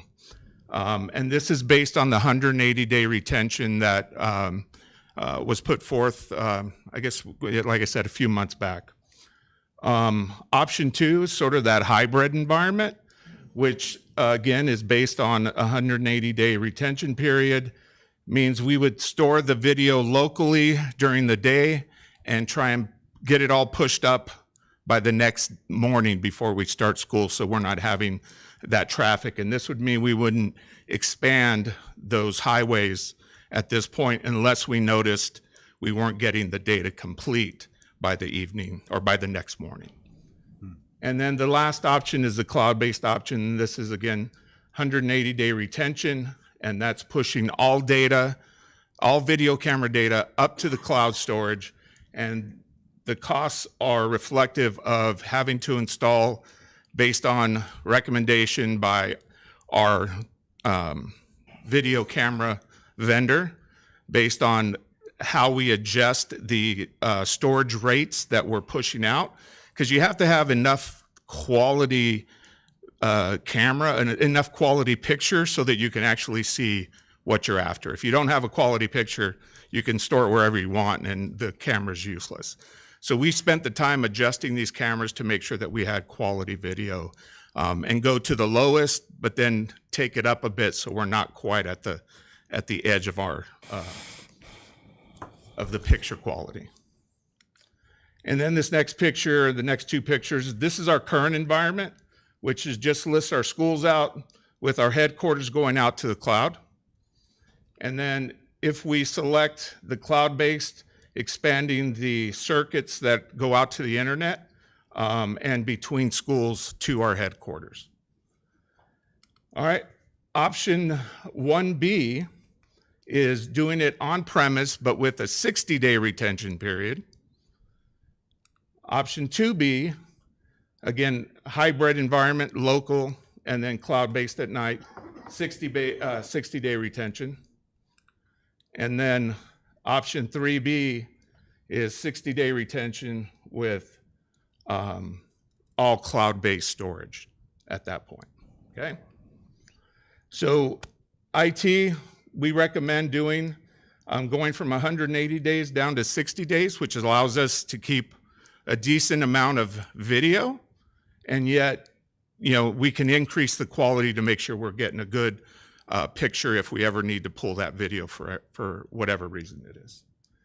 State requirement tells us that we have to do 14 days, the state libraries and archives, 14 days for surveillance. And, you know, part of it too is when we looked up about just keeping video, the audit logs are no good without the video, because then I can tell you what camera they logged into, but I can't tell you what they looked at. So having them both and having to be able to back it up is critical for this project. And that's all I have. Do you have any questions for me? Oh, I do. Thank you very much, John. You bet. No, and I really appreciate you getting us the breakdown in your worksheets here, because that really helped me kind of break some of this down. I did a little bit of calculations with your worksheet, and I came up with about 4 hours with the terabytes of data if we were to upload every night to the cloud. You know, of course, the more cameras we put, that's going to get larger. So I see a potential maybe in 5 years with kind of the hybrid. We might have to increase our bandwidth, but we may be in a situation with new schools and the rest of it, we may have to do that anyway. So I also, just personally, my personal ideology, I don't want to be in the hard drive business. And we're talking, I just did the math, what, 300 hard drives? Yeah. That's not even that Yeah. I mean, so I'm looking at it this way. So I did kind of the calculations on this. What I would recommend to the board is a 30-day hybrid where we're pushing that stuff up. It would reduce our hardware needs here locally, but we would actually have high quality video available to us, and it would be for a 30-day period. It looked like that number would be right around 54,000 on an annual basis. Yeah, we'd have to look at the cost, and like I said, I did the best I could with what we had here. But that, I mean, does that seem reasonable to you? I mean, is that something you would support? yeah, for sure. I mean, again, the longer we keep the data, the longer we're responsible for it. So having it quality information and being able to get them the video they're after, I can support the 30 days for sure. And then the hybrid. The hybrid environment, absolutely. Absolutely. Okay. Yeah. Thank you. Because we're replacing this existing server with the new server we're putting in place for the hybrid. Right. Yeah. Right. And if I understood correctly, 14 days was the minimum required by certain things, security surveillance and so on. Yeah, from state libraries and archives. Right, and so 30 days is well over that. Yeah. Have we ever needed to have video for longer than 30 days that you're aware of? I don't recall having to pull anything, and I'm the one that pulls it, so I don't recall anything. I mean, anything I know for sure this year that we've gotten is done within the week or so that we've pulled that information. So And go ahead. law enforcement has never come to us and asked us to pull something older than 30 days? No, not that I've pulled for anybody. Okay, thank you. Yeah.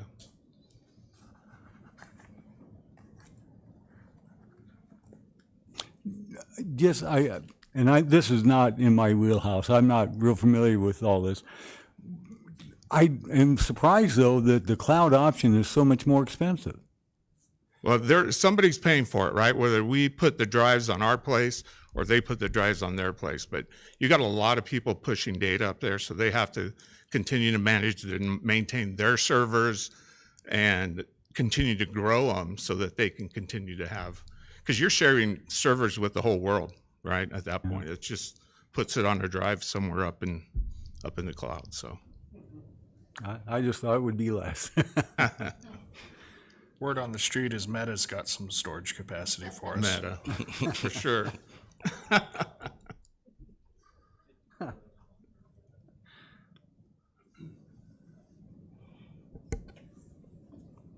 Any additional questions?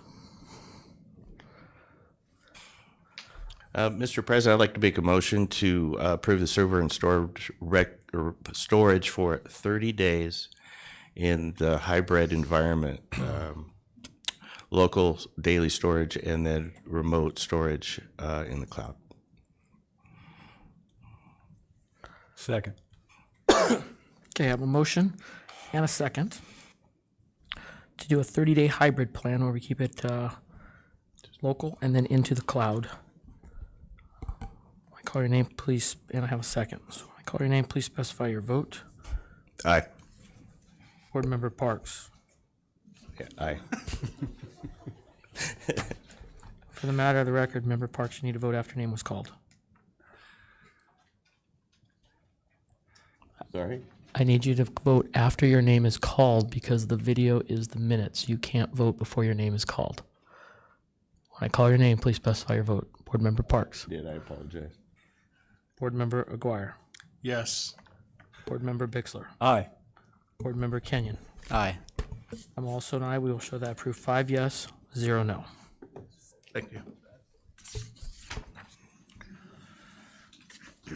Item 8.6, discussion consideration to approve Bruce Naminsky for the Blue Horizons principal position for school year 2023-2024. Mr. President, governing board members, honored this evening to recommend before you Mr. Bruce Naminsky for the principal position at Blue Horizons. Mr. Naminsky has been with us for 1 year, came from Chicago, has extensive experience in administration, 3 years of which he was a principal, served this year as an assistant principal at Blue Horizons. We believe that Mr. Naminsky is certainly prepared for this position. We did take some things a little bit of an extra step further this year and involved more staff in asking their direct questions. And we had some consultation with with the teacher leader team and other support staff members. They recommended highly Mr. Naminsky for this position. Did also want to point out what we're recommending this evening on top of his July 1st start due to the current principal's resignation of June 1st, May 30th. Rather, we've calculated the number of working days to name Mr. Naminsky the principal and pay him the daily rate through the working days of June as well. So that will be 2 separate agreements that you're approving this evening. One is for a July 1 start, and then one is for the working days in June upon your approval.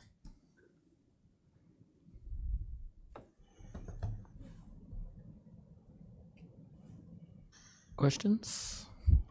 I just have one. Our teacher of the year took several pies in her face. How many are you willing to take? Okay, perfect. It'll certainly take a lot more string. Okay, with that, if there's no questions, I'll take a motion. Mr. President, I move that we approve Bruce Naminsky for the Blue Horizons principal position for school year 23-24 and the finish of school year 22-23. Second?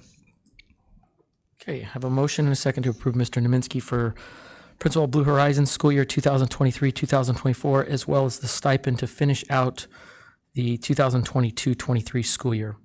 I call your name, please specify your vote. Board Member Parks. Aye. Board Member Aguirre. Yes. Board Member Bixler. Aye. Board Member Kenyon. Aye. I'm also an aye. Well, should I approve 5 yes, 0 no? Congratulations.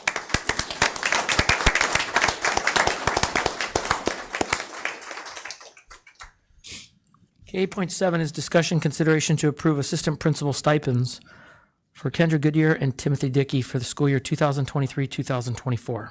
Mr. President, governing board members, this evening before you, bringing forward Kendra Goodyear and Tim Dickey to serve, who are currently serving as instructional coaches. The proposal before you this evening is to maintain their current position. But in addition to that, because both of these individuals are certified administrators, the recommendation from administration this evening is to add on a .2 equivalent assistant principal stipend for them. Earlier in the year, it was a budget interest specific to hiring 2 full-time assistant principals at each of those campuses. One of the concerns that we just may have for consideration is the ESSER funding cliff. And so with both of the campuses not having quite the student population that would be required, similar to a Westar and Australia and all of our other campuses where we currently employ full-time assistant principals, there is a need to grow into that position. And our recommendation this evening is to provide that .2 equivalent stipend on top of their instructional coach duties and responsibilities. In addition to that, the principals of the campuses do require and need some additional support in the summer, extending beyond the school year. And so the proposal before you tonight includes those work days, an additional 14 days on top of the teacher work calendar, which is currently what the instructional coaches are. We believe as an administrative team and the school principals in talking with them that certainly as we continue to grow as a school district, we may be able to do that. One, employ them more full-time eventually as we grow into it. One concern is if we don't get the growth and the governing board prioritizes other items that could be subject to ESSER funding cliff, what happens to this particular position and the other positions when you all are coming up with a very tough task of budget prioritizing reading interventionists, behavior interventionists, school counselors, and things of that nature in the future. So this is our proposal for you to begin school year 23-24, approving Kendra and Tim for the 0.2 additional stipend for assistant principal. Members, any questions? More of a comment. I just want to thank Kendra and Tim for being willing to step up. I mean, they already do a lot. This is adding more to their plate. So, such as we've had some great people, such as you two, who have been willing to step up and fill a position that we are desperately need. So, I'm more than happy to make the recommendation this evening. Make a motion to approve assistant principal stipend for Kendra Goodyear. I'll second. And Tim Dickey?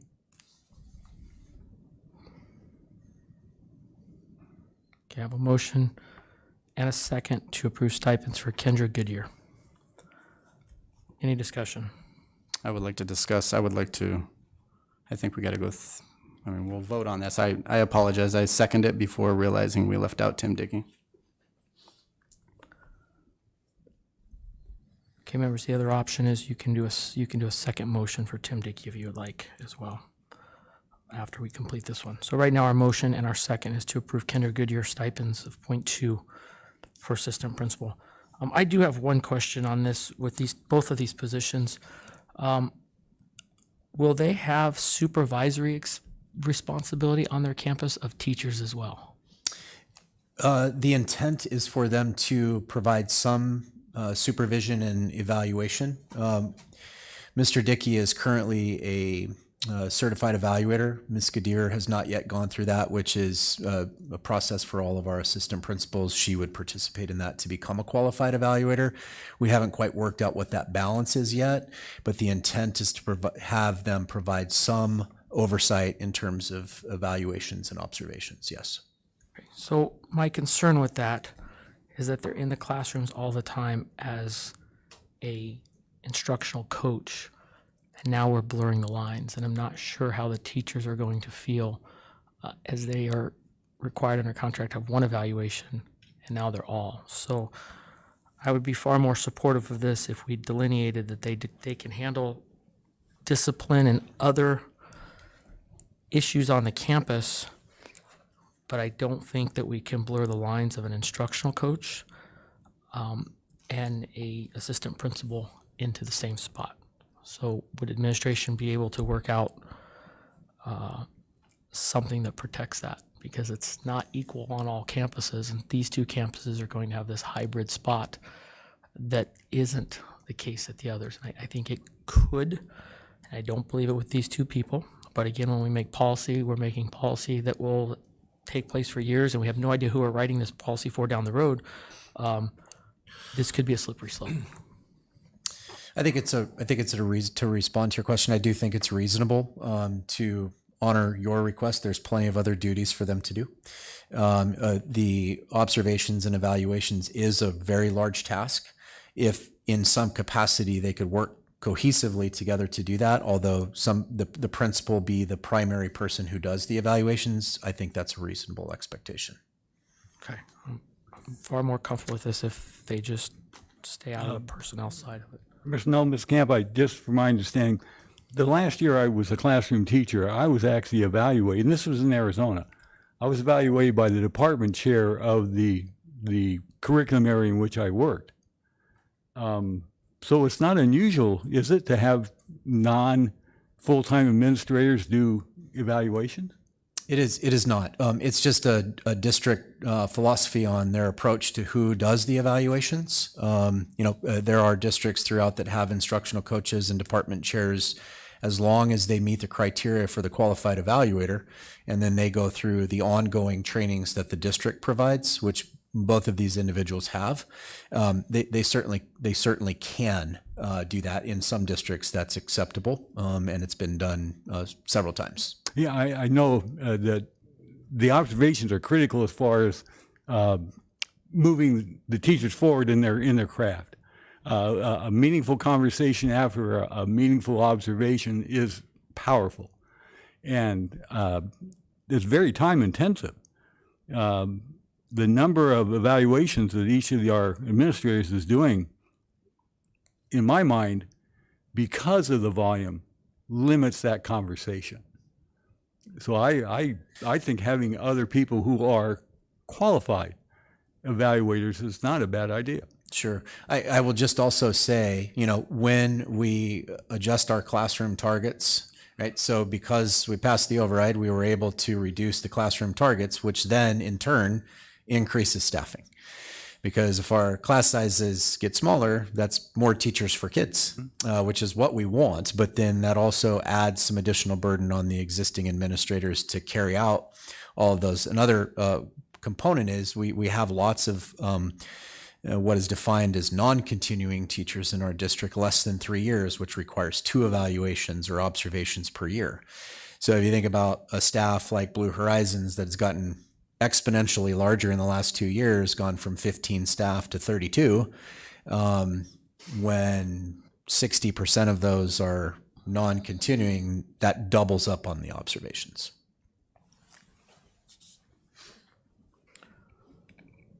Okay, members, we currently have a motion and a second to approve the stipend for Kendra Goodyear. I'd also like to point out to my board members that there is nothing against splitting these 2 approvals up.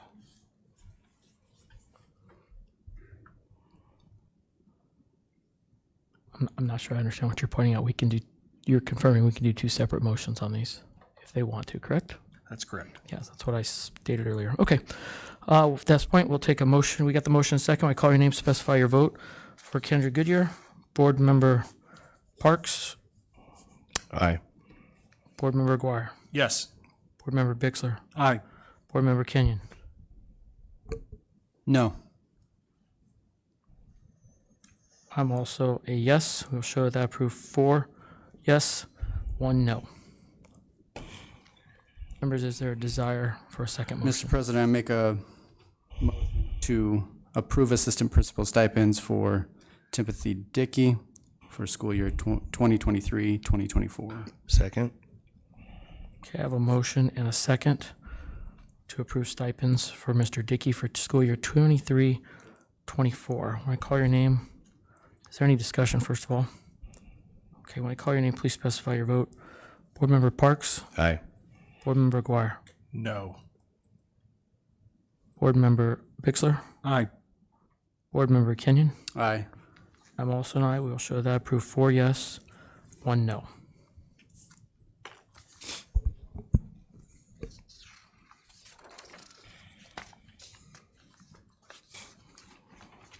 Okay, next up is item 8.8, discussion consideration to approve Tara Cook for the early childhood preschool coordinator position for school year 2023-24. Mr. President, governing board members, administration is recommending the approval of Tara Cook for the early childhood preschool coordinator position. This position was posted on April 6th and remained open until April 21st. There were a total of 7 candidates. 2 met the requirements of the job posted. Both qualified candidates were interviewed. The interview panel was made up of the executive director of special education, 3 preschool teachers, a speech pathologist, a principal, and the special education instructional coach. Each candidate had a presentation task they had to present to the panel, as well as a panel interview. Ms. Tara Cook demonstrated competency in all required areas and had the highest qualifications, and interview scores were unanimously chosen. The panel unanimously chose Ms. Cook. Ms. Cook also has 17 years of experience in teaching early childhood education. I ask that you approve her for this position this evening. Take a motion. Mr. President, I make a motion to approve Tara Cook for the early childhood preschool coordinator position for school year 23-24. Second. So second by Board Member Aguirre? Or Parks? Aguirre. Okay. All right. Have a motion and a second. When I call your name, please specify your vote. Board Member Parks. Aye. Board Member Aguirre, Yes. Board Member Bixler, Aye. Board Member Kenyon. Aye. I'm also an aye. We will show that approved 5 yes, 0 no. Congrats.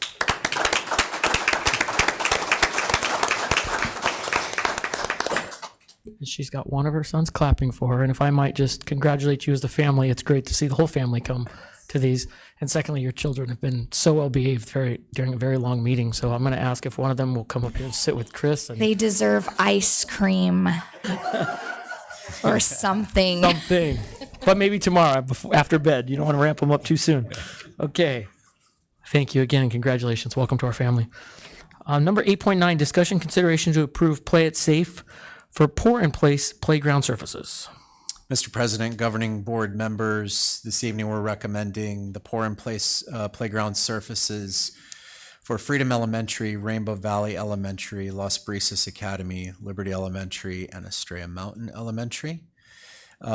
Just wanted to point out that Las Brisas Elementary is a replacement and Freedom's is a replacement. Those two are needing replacements.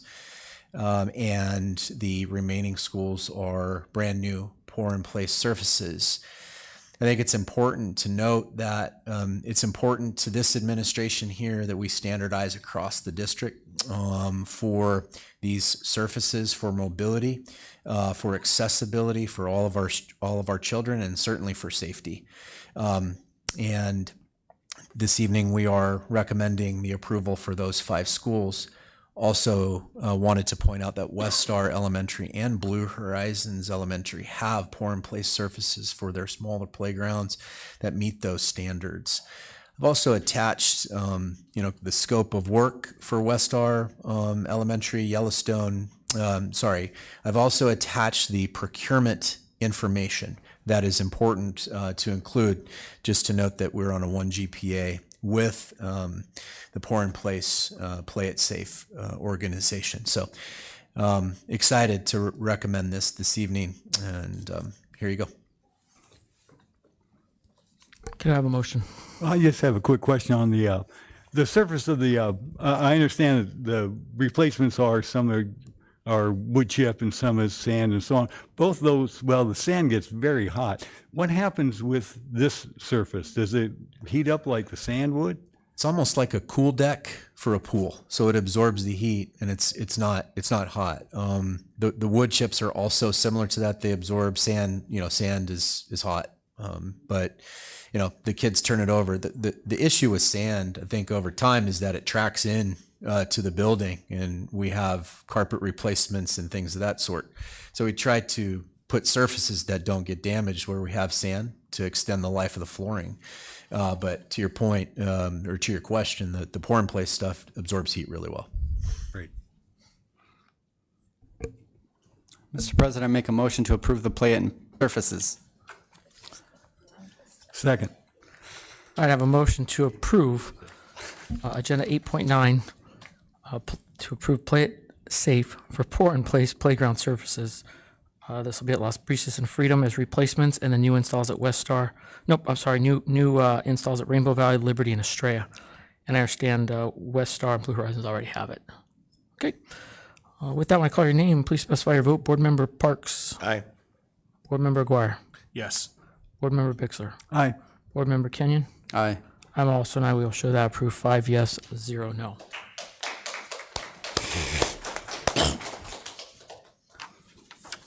Okay.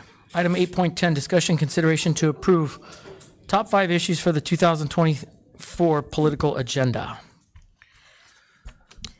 Okay, this is a first for me, so here we go. In front of you or attached, you will see the 2023 ASBA political agenda. And tonight we're reaffirming our top 5 priorities. So when you are looking at the ASBA 2023 political agenda, they're asking for your submission of the top 5 for the 2024 and or approval of any additional priorities.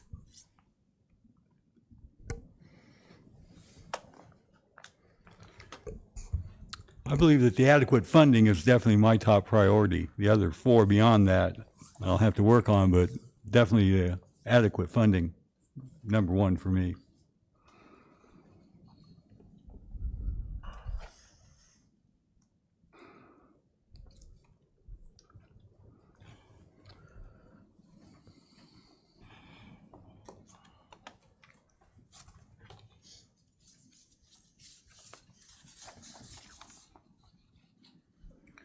So if I understand what we're looking at, we have the top 5 priorities put in front of us, right? Or You have 6. 6? We have 6, yes. And so we need to pick our top 5 out of these 6. Do we have to have 5? I'm going to defer back to you all as a board. I don't believe we have to have 5. Yeah, last year I believe we had 1, which was the same one I just mentioned.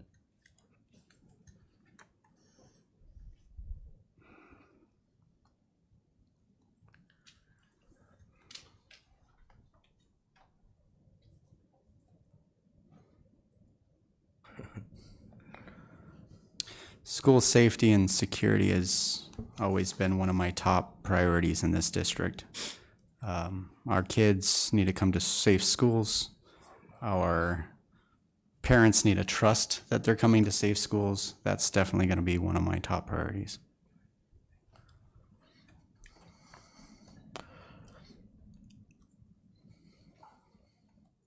I'd like to send all 6 as a recommendation for this district. Can you repeat that? I'd like to send all 6 All 6? Okay. as a recommendation for this district. I'd support that. There's nothing here. Looking at all these, I would support that. And if you don't mind, I would just like to read the titles of these for our public. Sure. So the first one is adequacy and, how do you say that? Equitability fund district schools to at least the national median per pupil funding. The next one is preserve and strengthen local control. The next one is improve outcome for all students. The 5th one is require public accountability for taxpayer dollars spent on education. Excuse me, that was the 4th. The 5th is Arizona's rural and remote schools. Obviously, all these have bullet points below them of explaining more detail what they are. And the last one, the 6th, is school safety and security.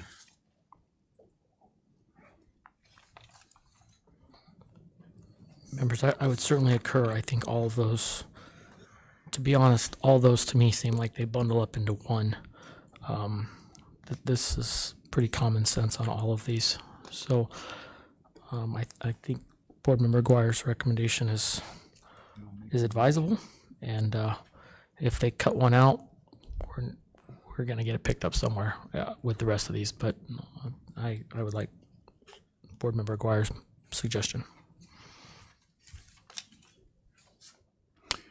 Mr. President, I move that we send all 6 as our priorities. Okay, I have a motion to approve all 6 of the ASBA political agenda priorities. Second. Second. I have a motion and a second. I call your name, please specify your vote. Board Member Parks. Aye. Board Member Aguirre. Yes. Board Member Bixler. Aye. Board Member Kenyon. Aye. I'm also, and I will show that proof 5 yes, 0 no. Thank you. Next on our agenda is item 9, board comments or agenda topics.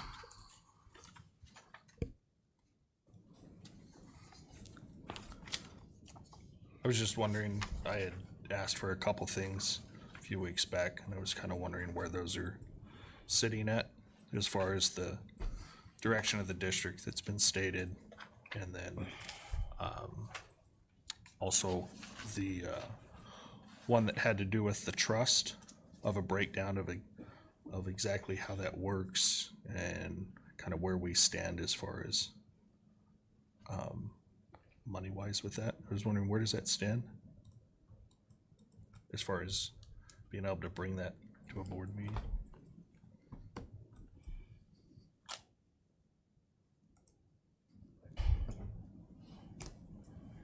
I think he's asking for an update of when we'll have those on the agenda. We've been working through several agenda items. Do you guys have any anticipated time that's going to fit?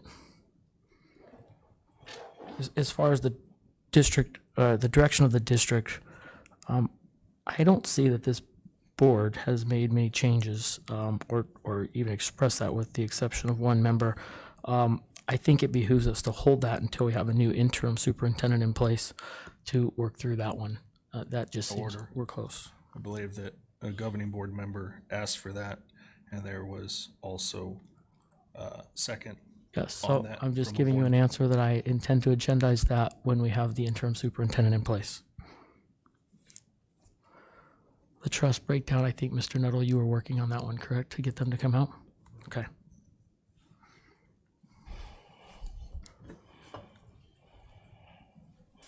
Any other agenda items? We've talked about a budget work session just to get ahead of things.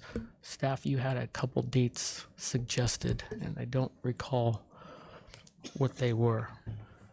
But I do think we need to start getting ahead of where we're at, even for the ESSER funding cliffs that are coming next year. I don't want to speak on behalf of Ms. Strickler, but I would suggest that June 12th would probably be the best time frame around that, specifically because the legislation will be inching ever closer to their approval. So I think if those two things work side by side, perhaps June 12th would be a good date for maybe before, since it's the summertime. I don't know. Whatever pleases the board. If it's something there where we could have a study session at 5:30 and start the regular board meeting afterwards, I believe we could do that. I understand. I think that this may take longer. If there's any questions or there is any thoughts, just to get a picture. I'm not proposing that we're going to move money, but just to get pictures. I think that probably needs to be a standalone meeting at some point, and I apologize that that's another day. Then I'd like to advise the board and also administration that we're way off topic here. We're right on the razor's edge of open meeting law violations. Please just state what you'd like. Right. We're talking about dates. Additional, then we can move on. Okay, we'll work offline and pick a date between you and me. Okay. That'll be great. Okay. Okay, anything else? All right. Next up will be item 10.1, upcoming board meetings. We have one for May 9th and 10th. Those are tomorrow and the next day for our first round of interviews with interim superintendent candidates. We have an alternate day of May 11th, which it does not look like we're going to need. I'll request that we keep that on the agenda schedule for now, just in case. Then we have a May 22nd, a June 12th, and a June 26th meeting. Are there any conflicts for board members on those dates? Okay, hearing none, we can move to adjourn the meeting.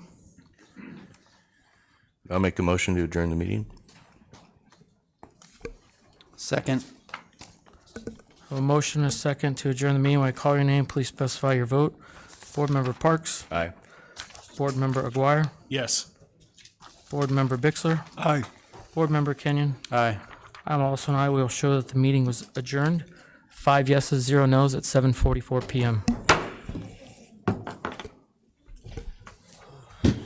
Oh, we have signatures. Yes.